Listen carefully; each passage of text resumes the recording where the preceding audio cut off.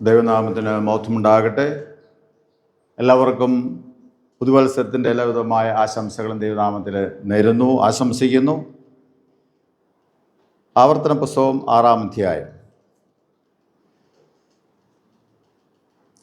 1 മുതലുള്ള വാക്യങ്ങൾ. ആവർത്തന പുസ്തകം 6-ാം അധ്യായം 1 മുതലുള്ള വാക്യങ്ങൾ. നിങ്ങൾ കൈവശമാക്കുവാൻ കടന്നു ചെല്ലുന്ന ദേശത്ത് നിങ്ങൾ അനുസരിച്ച് നടക്കേണ്ടതിനും നിന്റെ ജീവകാലമൊക്കെയും നീയും നിന്റെ മകനും മകൻ്റെ മകനും ഞാൻ നിന്നോട് കൽപ്പിക്കുന്ന നിന്റെ ദൈവമായ യഹോവയുടെ എല്ലാ ചട്ടങ്ങളും കൽപ്പനകളും പ്രമാണിപ്പാൻ തക്കവണ്ണം അവനെ ഭയപ്പെടേണ്ടതിനും നീ ദീർഘായുസ്സോടെ ഇരിക്കേണ്ടതിനായി നിങ്ങളുടെ ദൈവമായ യഹോവ നിങ്ങൾക്ക് ഉപദേശിച്ചു തരുവാൻ കൽപ്പിച്ചിട്ടുള്ള കൽപ്പനകളും ചട്ടങ്ങളും വിധികളും ഇവയാകും. ആകയാൽ ഇസ്രായേലേ, നിനക്ക് നന്നായിരിക്കേണ്ടതിനും നിന്റെ പിതാക്കന്മാരുടെ ദൈവമായ യഹോവ നിന്നോട് അരുളിച്ചെയ്തതുപോലെ പാലും തേനും ഒഴുകുന്ന ദേശത്ത് നിങ്ങൾ ഏറ്റവും വർദ്ധിക്കേണ്ടതിനും നീ കേട്ട് ജാഗ്രതയോടെ അനുസരിച്ച് നടക്കുക. പ്രാർത്ഥിക്കുക. കർത്താവേ, പരിശുദ്ധ പിതാവേ, അവിടുത്തെ വലിയ കൃപയാൽ 2025 ആണ്ട് എന്ന പുതിയ വർഷത്തിൽ പ്രവേശിപ്പാൻ, ഒരു ദിവസം പിന്നിടുവാൻ, രണ്ടാമത്തെ ദിവസത്തിലായിരിക്കാനും അങ്ങവിടുന്ന് ഭാഗ്യം തന്ന കൃപയ്ക്കായി സ്തോത്രം. ഇക്കാലം അത്രയും അങ്ങിൽ നിന്ന് അടിയങ്ങൾ അനുഭവിച്ച എല്ലാവിധമായ അനുഗ്രഹങ്ങൾക്കും നന്മകൾക്കും, പ്രത്യേകിച്ച് പോയ വർഷം അങ്ങ് ഞങ്ങളുടെ മേൽ വ്യക്തികളായി, കുടുംബമായി, സഭയായി, സമൂഹമായി നൽകിയ എല്ലാ അനുഗ്രഹങ്ങൾക്കും ഹൃദയം നിറഞ്ഞ നന്ദി അർപ്പിക്കും. പുതുവർഷം ഞങ്ങൾക്ക് അനുഗ്രഹത്തിൻ്റെ വർഷമാക്കാം. സ്ത്രീജനത്തിനാട് ഒരുങ്ങുന്ന അവിടുത്തെ മക്കളെ 13 പേരെയും അങ്ങയുടെ കരങ്ങളിൽ തരും. അവർ പഠിച്ചതായ പ്രമാണങ്ങൾ അവ ജീവൻ്റെ പ്രമാണങ്ങളാകുന്നുവല്ലോ. അത് ഈ ഭൂമിയിൽ ഞങ്ങൾ അനുസരിച്ച് ജീവിക്കുമ്പോൾ നിത്യജീവൻ ഞങ്ങൾക്ക് ലഭിക്കുമല്ലോ. അതിനായി സ്തോത്രം. അതിനാൽ നിന്റെ മക്കളെ പ്രത്യേകാൽ അങ്ങയുടെ കരങ്ങളിൽ തരും. വചനം പറയുന്ന ബലഹീനനായ അടിയനെയും കേൾക്കുന്ന അവിടുത്തെ മക്കൾ ഒരുപോലെ അവിടെ അനുഗ്രഹിക്കണം. അവിടെയും പറയുന്നതിനപ്പുറമായ ആഴങ്ങളേറെ അർത്ഥങ്ങളെ ഉൾക്കൊള്ളുവാൻ അവിടുത്തെ പരിശുദ്ധാത്മാവിനാൽ അങ്ങ് സഹായിക്കണം. മഹത്വം മാതെടുക്കണമേ. യേശുവിൻ നാമത്തിൽ പ്രാർത്ഥിക്കുന്നത് ദയയോടെ കേൾക്കണമേ. ആമേൻ. ആദ്യമായി ഇന്ന് സ്ത്രീജനത്തിനായിട്ട് കടന്നു വന്നിരിക്കുന്ന കുഞ്ഞുങ്ങളെ 13 പേരെയും പ്രത്യേകം ഞാൻ അഭിനന്ദിക്കുകയും സ്വാഗതം ചെയ്യുകയും ചെയ്യും.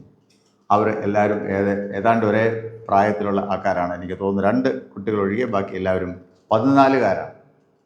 കൃത്യം വയസ്സ് എന്നൊക്കെ പറയാം. കാരണം 14ാമത്തെ വയസ്സിലാണ് എന്ത് ചെയ്യുന്നത്, നമ്മൾ സാധാരണ സ്ത്രീജനത്തിനായിട്ട് കുഞ്ഞുങ്ങളെ എടുക്കുകയും അവരെ പഠിപ്പിക്കുകയും സ്ത്രീജന ശുശ്രൂഷ ഒരുക്കുകയും ചെയ്യുന്നു. അക്കാര്യത്തിൽ നിങ്ങൾ ഇത്രയും യുണീക്കായിട്ടുള്ള ഒരു ഗ്രൂപ്പിനെ കിട്ടിയിട്ടില്ല. ഇത് ആദ്യത്തെ ആണ്. ഈ വർഷമല്ല, ഇതുവരെയുള്ള ശുശ്രൂഷ നോക്കിയാൽ ഒത്തിരി പ്രായ വ്യത്യാസങ്ങൾ ഉള്ള കുട്ടികൾ ഉണ്ടായിരുന്നു. പലപ്പോഴും പ്രായം കുറഞ്ഞ 13 തൊട്ടുള്ള പിള്ളേരും, ചിലർ 12, 13കാരും, 14കാരും, പിന്നെ 15, 18, പിന്നെ 50, 56, 80, 85 വരെയുള്ള ആൾക്കാർ സ്ത്രീജനത്തിൽ വന്നിട്ടുണ്ട്. അപ്പോൾ ഇത് ഒരു പ്രത്യേകമായ ഗ്രൂപ്പാണ്. നിങ്ങൾ സൺഡേ സ്കൂളിൽ പഠിക്കുന്നുണ്ടോ? ഉണ്ടോ? ഏത് ക്ലാസ്സിലേക്കാണ് പഠിക്കുന്നത്? സൺഡേ സ്കൂളിൽ ഏത് ക്ലാസ്സിലാണ് പഠിക്കുന്നത്? ഇച്ചിരി ഉറക്കെ പറയണം കേട്ടോ. ഈ ഡിസംബർ തണുപ്പൊക്കെയാണ്, ചെവിയൊക്കെ ഭയങ്കര. മദ്യപം. ഓക്കെ. പെൺകുട്ടികളോ? മദ്യപാണ്. ഓക്കെ. മദ്യപം തീരാറായോ? ഇപ്പോൾ സ്ഥിരീകരണം കഴിഞ്ഞാൽ പിന്നെ എന്നാ ചെയ്യണം? മദ്യപം പൂർത്തിയാക്കുമോ? ക്ലാസ്സിൽ ടീം വരണമെന്ന് പറഞ്ഞിട്ടുണ്ടോ? അധ്യാപകരെ പറഞ്ഞിട്ടുണ്ടോ? ഓക്കെ. സ്ഥിരീകരണം കഴിയുമ്പോൾ എന്ത് ചെയ്യണം? തുടർന്ന് നിങ്ങൾ എന്ത് ചെയ്യണം? ബാക്കിയുള്ള സൺഡേ സ്കൂൾ പാഠം കൂടെ, ബൈബിൾ പഠനം കൂടെ നിങ്ങൾ പൂർത്തിയാക്കണം കേട്ടോ. ഓക്കെ. മിടുക്കന്മാരും മിടുക്കികളും. നമ്മൾ വേദവസ്തം നമ്മൾ വായിക്കുമ്പോൾ പ്രത്യേകിച്ച് ഇസ്രായേൽ ജനവുമായിട്ടുള്ള ബന്ധത്തിലാണ് നമ്മുടെ സഭയുടെ ഉപദേശങ്ങളെല്ലാം രൂപപ്പെട്ടിരിക്കുന്നത് എന്ന് കാണുവാൻ സാധിക്കും. ഈവൻ നമ്മുടെ പള്ളി ആരാധന പോലും അതുമായിട്ട് ബന്ധപ്പെട്ടാണ്. ഇസ്രായേൽ മക്കളുടെ ആലയവും ആരാധനയും രീതികളും ഒക്കെയും അതിനകത്ത് വളരെ ഏറെയും കുറഞ്ഞും ഉണ്ട് എന്ന് കാണുവാൻ സാധിക്കും. യാഗങ്ങളാണ് ഇല്ലാത്തത്. പഴയ നിയമത്തിൽ പറഞ്ഞിരിക്കുന്ന പോലെ യാഗങ്ങൾ എന്ത് ചെയ്യുന്നില്ല, അർപ്പിക്കപ്പെടുന്നില്ല എന്ന് കാണുവാൻ സാധിക്കും. എന്നാൽ യാഗങ്ങളെക്കുറിച്ച് കുറച്ചുകൂടെ നമ്മൾ ആഴമായിട്ട് പഠിച്ചാൽ ഏറ്റവും കൂടുതൽ യാഗങ്ങൾ അർപ്പിക്കപ്പെടുന്നതും എവിടെയാണ്? നമ്മുടെ ഇതുപോലുള്ള സഭകളാണ്, അല്ലേ? അതെന്നാ യാഗമാ? സ്തോത്രം എന്ന യാഗം, അല്ലേ? സ്തോത്രം ഒരു യാഗമായിട്ടാണ് പറഞ്ഞിരിക്കുന്നത്. അവിടെ അതിന് ദൃശ്യമായ ഒരു സംഗതികളൊക്കെ ഉണ്ടായിരിക്കും. പക്ഷെ ഇവിടെ എന്തില്ല? ഇവിടെ ദൃശ്യമായതില്ല. നമ്മൾ നമ്മുടെ അധരങ്ങൾ കൊണ്ട് എന്ത് ചെയ്യാണ്? സ്തോത്രങ്ങൾ അർപ്പിക്കുക. പലപ്പോഴും നമ്മൾക്ക് അത് ഒരു യാഗമായിട്ട് തോന്നുന്നില്ല എന്നുള്ളതാണ് അതിൻ്റെ ഒരു പ്രത്യേകത. യഥാർത്ഥത്തിൽ സ്തോത്രം എന്ന് പറയുന്നത് ഹൃദയംഗമായി നമ്മൾ അർപ്പിക്കുമ്പോൾ അത് തീർച്ചയായിട്ടും പഴയ നിയമത്തിലെ മൃഗ അല്ലെങ്കിൽ സ്തോത്ര യാഗം എന്ന് പറഞ്ഞ് പ്രതിപാദിച്ചിരിക്കുന്ന യാഗങ്ങൾക്ക് ഈക്വലാണ്. അങ്ങനെ നോക്കുമ്പോൾ അതും ഇതുമായിട്ട് അല്ലെങ്കിൽ അന്നും ഇന്നുമായിട്ടുള്ള വളരെ കൃത്യമായിട്ടുള്ള ബന്ധങ്ങൾ ഉള്ളതായിട്ട് നമുക്ക് കാണുവാൻ സാധിക്കും. മറ്റൊരു പ്രത്യേകത എന്താണെന്ന് വെച്ച് കഴിഞ്ഞാൽ, ഇസ്രായേൽ മക്കളെക്കുറിച്ച് പലപ്പോഴും പറയുന്ന ഒരു കാര്യമുണ്ട്. അവർക്ക് സ്വന്തമായിട്ട് പ്രമാണമുണ്ടായിരുന്നു എന്നാണ് പറയുന്നത്. മറ്റുള്ള ആൾക്കാരിൽ നിന്ന്, ജാതികളിൽ നിന്നും രാജ്യങ്ങളിൽ നിന്നും വ്യത്യാസമായി ഇസ്രായേൽ മക്കൾക്ക് എഴുതപ്പെട്ട പ്രമാണം ഉണ്ടായിരുന്നു എന്നുള്ളതാണ്. അതാണ് ന്യായപ്രമാണം എന്ന് അറിയപ്പെടുന്നത്. അന്ന് ഭൂമിയിൽ ഉള്ള മറ്റ് വ്യത്യസ്തമായ രാജ്യങ്ങളിൽ നിന്നും വളരെ വളരെ വ്യത്യസ്തമായി ഈ ഇസ്രായേൽ എന്ന് പറയുന്ന ജനതയ്ക്ക് എന്തുണ്ടായിരുന്നു? ഇവിടെ ശ്രദ്ധിച്ചിരിക്കണം. ഇന്ന് നിങ്ങളോടാണ് എനിക്ക് പറയാനുള്ളത് കേട്ടോ. ബാക്കിയുള്ളവരൊക്കെ നിങ്ങളിവിടെ കൊണ്ടുവന്നിരിക്കുക അല്ലേ? ഓക്കെ, ഇന്ന് നിങ്ങളും ഞാനുമായിട്ടാണ് സംഭാഷണം. ചോദ്യമാണ് ഇതിനകത്ത് പ്രധാനപ്പെട്ടത്, ഉത്തരമാണ് രണ്ടാമത്തെ പ്രധാനം കേട്ടോ. ചോദ്യം ചോദിക്കുമ്പോൾ എന്ത് ചെയ്തോണം? ഉത്തരം പറഞ്ഞാൽ മാത്രം അത് ഉറക്കെ പറയണം, ഇച്ചിരി ഉറക്കെ പറയണം. നമ്മളൊക്കെ ആരാ? നമ്മൾ ആണുങ്ങളും യുവജനങ്ങളും അല്ലേ? അപ്പോൾ ഉത്തരവത്തിനൊന്നും ഒരു കുറവും വരുത്തിയാക്കരുത് കേട്ടോ. തെറ്റും ശരിയും ഒരു പ്രശ്നമേ ഇല്ല കേട്ടോ. തെറ്റാണെങ്കിലും കുഴപ്പമില്ല, ശരിയാണെങ്കിലും കുഴപ്പമില്ല. ഉത്തരമാണ് നമുക്ക് വേണ്ടത്. മനസ്സിലായല്ലോ? അപ്പോൾ ധൈര്യമായിട്ട് എന്ത് ചെയ്യാം? ഉത്തരം പറയാം. കാപ്പിയൊക്കെ കുടിച്ചിട്ടാണോ വന്നത്? കാപ്പി കുടിക്കാതെ വന്നിട്ട് എത്ര പേരുണ്ട്? രാവിലെ ഭക്ഷണം കഴിക്കാതെ വന്നിട്ട് എത്ര പേരുണ്ട്? കൈവക്കിക്ക് എല്ലാവരും ഭക്ഷണം കഴിച്ചല്ലേ? കൊള്ളാം. ഇത് അല്പം നീണ്ട ഒരു സർവീസാണ് കേട്ടോ. ഇന്ന് അച്ഛൻ പ്രത്യേകമായിട്ട് വളരെ നേരത്തെ പറഞ്ഞ് ഈ ദിവസം ക്രമീകരിച്ചാണ്. വേറെ യാതൊരു വിധമായ പ്രോഗ്രാമുകളും ഇല്ല. ഇന്ന് സ്ഥിരീകരണ ശുശ്രൂഷ മാത്രമേ ഉള്ളൂ. ഞായറാഴ്ച ആയതുകൊണ്ട് ഞായറാഴ്ച ആരാധന പോലും അല്ല, അല്ലേ? ഇത് സ്ഥിരീകരണ ശുശ്രൂഷയ്ക്കായിട്ട് പ്രത്യേകമായിട്ടുള്ളതാണ്. നിങ്ങൾക്ക് വേണ്ടി പ്രത്യേകമായുള്ള ഒരു ശുശ്രൂഷയും കൂടെയാണ്. അല്പസമയം ദീർഘമായ ശുശ്രൂഷയും കൂടെയാണ് എന്നും കൂടെ ഓർത്തോളൂ. ഓക്കെ, ഇസ്രായേൽ മക്കൾക്ക് എന്തായിരുന്നു പ്രത്യേകത മറ്റ് രാജ്യങ്ങളിൽ നിന്ന്? നിങ്ങൾക്ക് വല്ലതും പറയാൻ പറ്റുമോ? ഞാനിപ്പോൾ പറഞ്ഞത് എന്തുണ്ടായിരുന്നു അവർക്ക്? പ്രമാണമുണ്ടായിരുന്നു. എന്നാ പ്രമാണമാ? ന്യായപ്രമാണം ഉണ്ടായിരുന്നു. മറ്റു ഒരു ജനതയ്ക്കും അതുപോലെയോ അതിന് തുല്യമായതുള്ളോ ഒരു പ്രമാണം ഇല്ലായിരുന്നു. അതതിൻ്റെ പ്രത്യേകത. അതുകൊണ്ടാണ് പറഞ്ഞിരിക്കുന്നത് ഇത് വിശേഷപ്പെട്ട ഒരു ജനതയാണ്. ആരെ? ഇസ്രായേൽ മക്കൾ എന്ന് പറഞ്ഞാൽ വളരെ വിശേഷപ്പെട്ട ഒരു ജനതയാണ്. കാരണം ഒന്നാമത് അവർക്ക് എന്തുണ്ട്? ഒന്നാമത് അവർക്കൊരു അനുസരിച്ച് നടപ്പാൻ ഒരു പ്രമാണം ഉണ്ട് എന്നുള്ളതാണ്. എന്തുണ്ട്? അനുസരിച്ച് നടപ്പാൻ ഒരു പ്രമാണമുണ്ട്, ഒരു നിയമമുണ്ട്. അതൊരു പ്രത്യേകതയായിരുന്നു. ഇത് കാണുവാൻ സാധിക്കും. നമ്മുടെ രാജ്യത്ത് എന്തെങ്കിലും നിയമമുണ്ടോ? നമ്മുടെ ഇന്ത്യ മഹാരാജ്യത്ത് നിയമമുണ്ടോ? ഉണ്ടോ? ഉണ്ടായിരിക്കുമോ? ഉണ്ടോ? പറഞ്ഞേ. ഉറക്കെ പറഞ്ഞോണം, വേഗം പറഞ്ഞോണം കേട്ടോ. നിങ്ങൾക്ക് വേണ്ടി ഇന്ന് ഞാൻ ചോദ്യം ചോദിക്കാൻ എല്ലാം കൂടെ കൂട്ടി ഒരു 4 മണിക്കൂറാണ് വെച്ചിരിക്കുന്നത് കേട്ടോ. എല്ലാം കൂടെ കൂട്ടി എല്ലാ ശുശ്രൂഷയും നിങ്ങൾ ചോദ്യത്തിന് ഉത്തരം പറഞ്ഞാൽ താമസം എന്ത് ചെയ്യും? 4 കഴിയും. അതുകൊണ്ട് അത് ഭയങ്കര ബുദ്ധിമുട്ടായിരിക്കും. അതുകൊണ്ട് ചോദ്യം ചോദിച്ചാൽ അന്നേരം തന്നെ എന്ത് ചെയ്യണം? ചാടി ഉത്തരം പറഞ്ഞേക്കണം കേട്ടോ. ഓക്കെ, നമ്മുടെ രാജ്യത്ത് അങ്ങനെ നിയമം വല്ലതും ഉണ്ടോ? ഉണ്ടോ? പറഞ്ഞേ. കേൾക്കത്തില്ല. ഈ ഫാനിൻ്റെ കറക്കം കാരണം കേൾക്കത്തില്ല. ഞാൻ ഉറക്കെ പറഞ്ഞാലേ കേൾക്കത്തില്ല. ഉണ്ട്. അതെങ്ങനെ അറിയപ്പെടുന്നത്? ഇന്ത്യൻ ഭരണഘടന അല്ലേ? ഇന്ത്യൻ ഭരണഘടന അനുസരിച്ചാണ് ഇന്ത്യ ഇത് ചെയ്യുന്നത്, ഭരിക്കപ്പെടുന്നത് അല്ലേ? ആര് വന്നാലും എപ്പോൾ വന്നാലും എന്തനുസരിച്ച് പോകും? നമ്മുടെ രാജ്യം ഭരണഘടന അനുസരിച്ച് പോകും അല്ലേ? ഇന്ത്യൻ ഭരണഘടന അനുസരിച്ച് പോകും അല്ലേ? ഇപ്പം ഈ കാലഘട്ടങ്ങളിൽ ഒരു പ്രത്യേകത വരുന്നുണ്ട്. നമ്മളൊക്കെ ഈ പറയുന്ന രാഷ്ട്രീയമായിട്ടൊക്കെ നിങ്ങൾ കേട്ടിട്ടുണ്ടാവാം, ചിന്തിച്ചിട്ടുണ്ടാവാം അല്ലേ? ചേട്ടന്മാരും ചേച്ചിമാരും അമ്മച്ചിമാരൊക്കെ പറഞ്ഞു കേട്ടിട്ടുണ്ടാവാം. പപ്പായും ഡാഡിയും മമ്മിയൊക്കെ പറഞ്ഞിട്ടുണ്ടാവാം. ഭരണഘടനയ്ക്ക് എന്നാ ഉണ്ടെന്നാണ് പറയുന്നത്? ഭരണഘടന മാറുമോ എന്ന് എന്ത് ചെയ്യുന്നു? ഒരു സംശയം അല്ലേ? ഭരണഘടന ഇനി ആരെങ്കിലും മാറ്റുമോ എന്നൊരു സംശയം. അതുകൊണ്ട് ഭരണഘടന ഇന്ന് നമ്മൾ ഈ രീതിയിലുള്ള ഈ രാജ്യം ഇങ്ങനെ വളരെ ക്രമമായും ചിട്ടയായും വളരെ ഭംഗിയായിട്ടും പോകുന്നതിൻ്റെ അടിസ്ഥാനം എന്ന് പറഞ്ഞ എന്താണ്? അത് ഇന്ത്യക്ക് എന്തുണ്ട്? ഒരു ഭരണഘടനയുണ്ട്. അത് ജനാധിപത്യത്തിൽ അധിഷ്ഠിതമാണ്, അല്ലേ? ജനാധിപത്യത്തിൽ അധിഷ്ഠിതമായ ഒരു ഭരണഘടന ഇന്ത്യക്കുണ്ട്. അതുകൊണ്ടാണ് മറ്റ് ഭൂമിയിലുള്ള മറ്റ് രാജ്യങ്ങളുമായിട്ട് വളരെ വ്യത്യാസപ്പെട്ടിരിക്കുന്നത്. ലോകത്തെ ഏറ്റവും വലിയ ജനാധിപത്യ രാജ്യമാണ്, അതായത് ഇന്ത്യ, അല്ലേ? ഏറ്റവും വലിയ ഡെമോക്രാറ്റിക് കൺട്രിയാണ് നമ്മുടെ രാജ്യം. ഓക്കെ, അത് സാന്ദർഭികമായിട്ട് പറഞ്ഞതാണ്. ഇസ്രായേൽ മക്കൾക്ക് ഇസ്രായേലിൽ എന്തുണ്ടായിരുന്നു? അവർക്കൊരു ഭരണഘടന ഉണ്ടായിരുന്നു, അവർക്കൊരു നിയമം ഉണ്ടായിരുന്നു, അവർക്കൊരു ന്യായപ്രമാണം ഉണ്ടായിരുന്നു. അതനുസരിച്ച് ജീവിക്കണം, പ്രവർത്തിക്കണം എന്ന് ദൈവം അവരെ എന്ത് ചെയ്തു? വളരെ വളരെ നിഷ്കർഷയായിട്ട് എന്ത് ചെയ്തു? കൽപ്പിച്ചിരുന്നു. അതാണ് ഇപ്പം നമ്മൾ വായിച്ച് കേട്ടത്. അത് അന്ന് കേട്ട ജനം മാത്രമല്ല, പിന്നെ ആരും കൂടെ മനസ്സിലാക്കണം.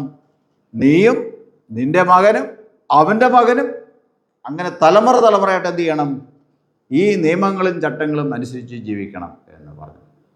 അതുകൊണ്ട് ആ നിയമങ്ങൾ പഠിപ്പിക്കാനും ചെയ്യുവാനൊക്കെ ആയിട്ട് അവർ ബദ്ധശ്രദ്ധരായിരുന്നു എന്ന് കാണുവാൻ സാധിക്കും. ഇസ്രായേൽ മക്കളെ സംബന്ധിച്ച് അവർ ആ കാര്യത്തിൽ വളരെ ബദ്ധശ്രദ്ധരായിരുന്നു. ഏറ്റവും പ്രധാനപ്പെട്ടത് ഈ നിയമങ്ങളെല്ലാം ആരുമായിട്ട് ബന്ധപ്പെട്ടിരിക്കുന്നു? അത് ദൈവവുമായിട്ട് ബന്ധപ്പെട്ടതാണ്. അപ്പം ദൈവവുമായിട്ട് ബന്ധപ്പെട്ട് ദൈവമാണ് ഈ കൽപ്പനകളെല്ലാം എന്ത് ചെയ്തത്? ഈ പ്രമാണം കൊടുത്തത് ആരാണ്?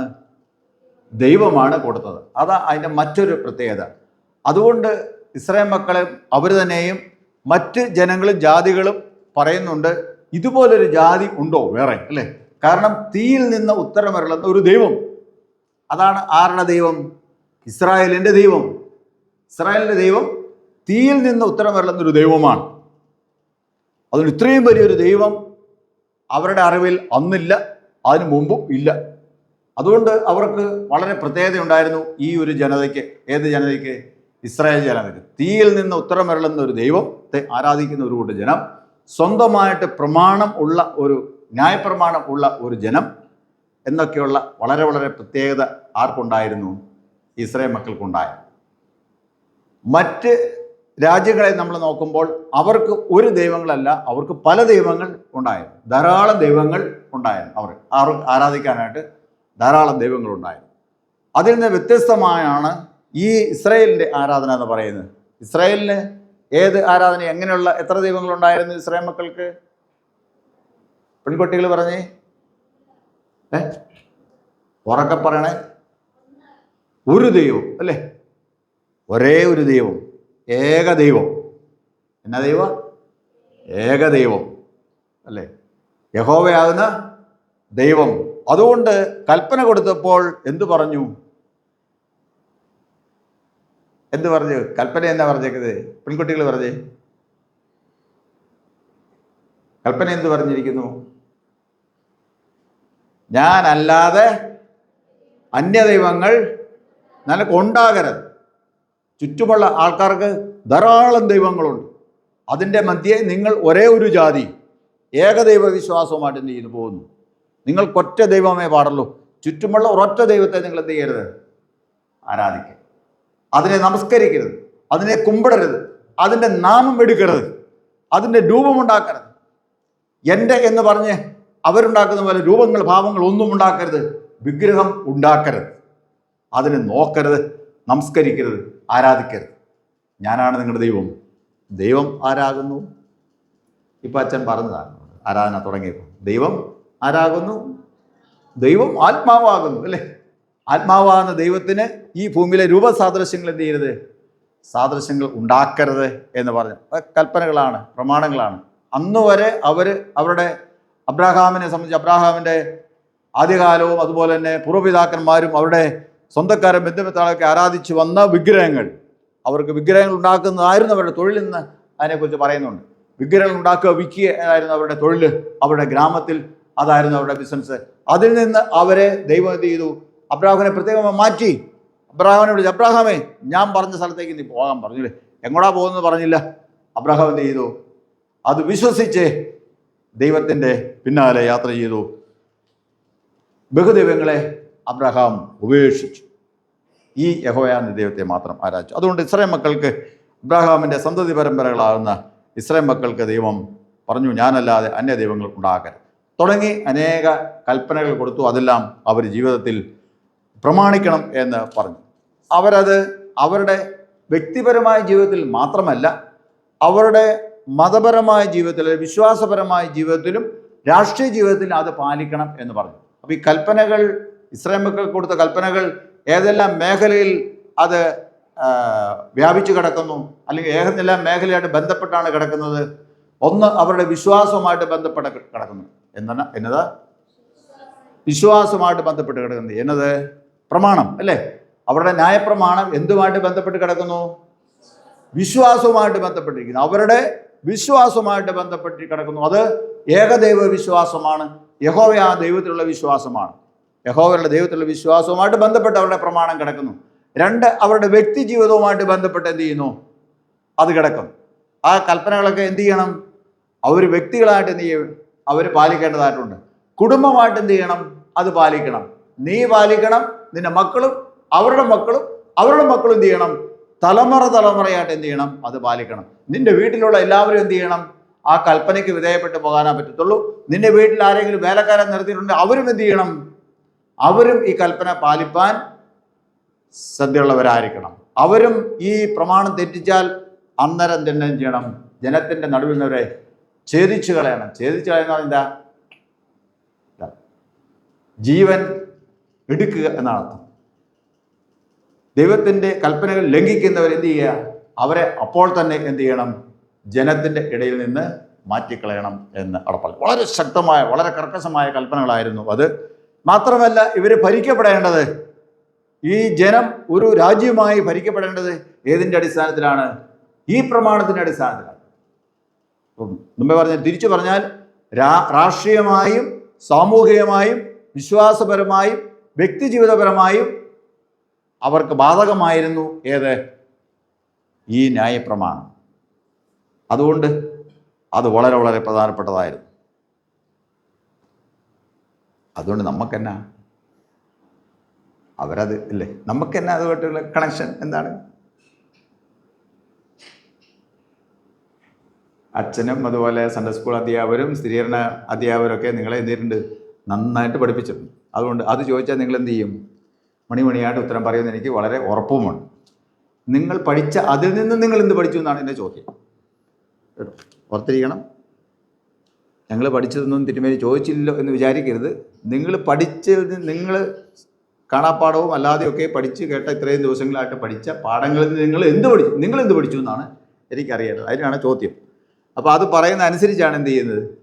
ഞാൻ ഈ അച്ഛന്മാരുടെ വഴക്ക് പറയുന്നതും പള്ളി പ്രസംഗം പറയുന്നതെല്ലാം അതിനനുസരിച്ച്. കേട്ടോ, നിങ്ങൾ ഉത്തരം പറഞ്ഞില്ലെങ്കിൽ അടുത്ത പ്രസംഗം, അടുത്ത പള്ളിയിൽ പോകുമ്പോൾ എൻ്റെ പ്രസംഗം എന്തായിരിക്കും? ഞാൻ മങ്കൊമ്പ് പള്ളിയിൽ പോയി, അവിടെയുള്ള പിള്ളേരൊന്നും എന്ത് ചെയ്തില്ല, ഒരു ഉത്തരവും പറഞ്ഞില്ല, അവരങ്ങനെ വെറുതെ ഇരുന്നോളൂ എന്ന് പറയും അല്ലേ? നിങ്ങൾ മണിമണിയായിട്ട് ഉത്തരം പറഞ്ഞാലോ അവിടുത്തെ പിള്ളേരെ നോക്കി പഠിക്കണം, കാണണം, അവരെ എത്ര നല്ല രീതിയിലാണ് ഉത്തരം പറഞ്ഞത് അല്ലേ എന്നൊക്കെ പറയും.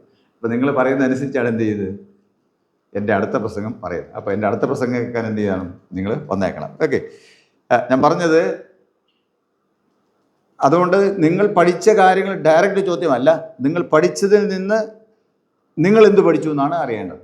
അതാണ് ഈ ചോദ്യങ്ങളെല്ലാം പ്രത്യേകത, അതാണ് ഉത്തരം അതുമായിട്ട് ബന്ധപ്പെട്ട് കിടക്കണം. അതുകൊണ്ട് ശ്രദ്ധിച്ച് എന്ത് ചെയ്യണം? ഇരിക്കണം. ഓക്കെ, ഈ ഇസ്രായേൽ മക്കൾക്ക് കൊടുത്ത കൽപ്പനകൾ അവരുടെ സമസ്ത ജീവിത മേഖലയുമായിട്ട് ബന്ധപ്പെട്ടാണ് ഇരിക്കുന്നത്. അങ്ങനെയാണെങ്കിൽ നമ്മളുമായിട്ട് ഇതുമായിട്ടുള്ള ബന്ധം എന്താണ്? നിങ്ങൾക്ക് എന്ത് തോന്നും? ഇതുമായിട്ട് എന്തെങ്കിലും, ഈ കൽപ്പനയൊക്കെ ആയിട്ട് നമുക്ക് എന്തെങ്കിലും ഉണ്ടോ? പറഞ്ഞു, ആലോചിച്ച് നോക്കിയേ, ടക്കെന്ന് ആലോചിച്ച്. ഉണ്ടോ? ഓക്കെ, കൽപ്പന എത്രയാ? 10 കൽപ്പന അറിയാമെന്ന് കേൾപ്പിക്കുക. 10 എണ്ണം അറിയാം. പിന്നെ അതിന് മുമ്പൊരു കാര്യമുണ്ട്. ഉറക്കെ പറയണം, ശരി പറയണം, തെറ്റ് പറയണം എന്നൊക്കെ ഞാൻ പറഞ്ഞു, കുഴപ്പമില്ലെന്നൊക്കെ പറഞ്ഞാൽ സത്യം എന്ത് ചെയ്യാവൂ? പറയാവോ? സത്യം മാത്രം പറയണം കേട്ടോ. സത്യമേവ ജയതേ അല്ലേ? സത്യം മാത്രമേ ജയിക്കത്തുള്ളൂ. അതുകൊണ്ട് എന്ത് ചെയ്യുക? സത്യം മാത്രം പറയുക. ഓക്കെ, 10 കൽപ്പനകൾ അറിയാമെന്നൊരു കേൾപ്പിക്കും.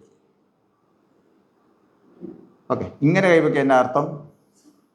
കൈവയ്ക്കാൻ പറഞ്ഞാൽ കുറഞ്ഞ പക്ഷം നമ്മുടെ ചെവിടെ പോയെങ്കിലും എന്തിനും കൈ വെക്കണം, എന്നാലേ ഒരു ശരി ഉത്തരം നിങ്ങൾക്ക് അറിയാൻ പറ്റും. ഓക്കെ, കൈ താത്തിട്ട് മിടുക്കന്മാരും മിടുക്കികളും. ഓക്കെ,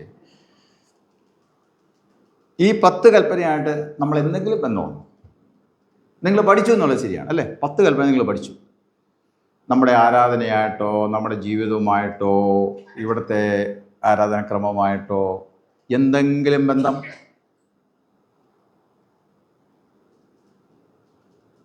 പറഞ്ഞേ, വേഗം എന്ന് പറയുന്ന സമയം പറ്റും. Time and tide waiting for none അല്ലേ? സമയവും തിരയും സമയവും ആർക്ക് വേണ്ടി വെയിറ്റ് ചെയ്യുന്നില്ല അല്ലേ? ഇതേ ടക്ക് ടക്ക് തന്നെ കൊടാന്ന് മതി. ഞാൻ പറഞ്ഞ സമയം കൂടി പോവും. പറഞ്ഞേ, എന്തെങ്കിലും ബന്ധമുണ്ടോ? നിങ്ങൾക്ക് എന്ത് തോന്നുന്നു? ഓക്കെ, കുറച്ചുകൂടെ ക്ലിയർ ആയിട്ട് പറയാം. ഇന്ന് ആരാധന ഇവിടെ തുടങ്ങി അല്ലേ? ഇതുവരെ ഈ കൽപ്പനകളായിട്ട് എന്തെങ്കിലും ബന്ധം ഉണ്ടായിരുന്നു? വേഗം ആലോചിച്ച് പറഞ്ഞേ. ഉണ്ടോ? എവിടെ ബന്ധം? ഏതെന്ന് പറഞ്ഞേ? പറഞ്ഞു, ഉറക്കം പറഞ്ഞു, ധൈര്യമായിട്ട് പറഞ്ഞു. ശരിയാ. അതിന് ദൈവമായ കർത്താവിനെ അങ്ങനെയാണോ? പൂർണ്ണതയോടും പൂർണ്ണാത്മാവോടും പൂർണ്ണശക്തിയോടും പൂർണ്ണ മനസ്സിലൂടെ സ്നേഹിക്കണം. പിന്നെ നിന്നെപ്പോലെ തന്നെ നിൻ്റെ കൂട്ടുകാരനെ സ്നേഹിക്കണം. ഈ 2 കൽപ്പനകളിൽ ആണുങ്ങൾ പറഞ്ഞ്, ആൺകുട്ടികൾ പറഞ്ഞ്, ഈ 2 കൽപ്പനകളിൽ എന്തെല്ലാം അടങ്ങിയിരിക്കുന്നു? ഇപ്പൊ പറഞ്ഞത് ഈ 2 കൽപ്പനകളിൽ സകല ന്യായപ്രമാണവും പ്രവാചകന്മാരും അടങ്ങിയിരിക്കും അല്ലേ? ഇതാണ് 2 പ്രധാനപ്പെട്ട കൽപ്പന. അതിൻ്റെ തലക്കെട്ട് എന്നാ പറയുന്നത്? തലക്കെട്ട് ഹെഡിങ് എന്നാ പറയുന്നത്?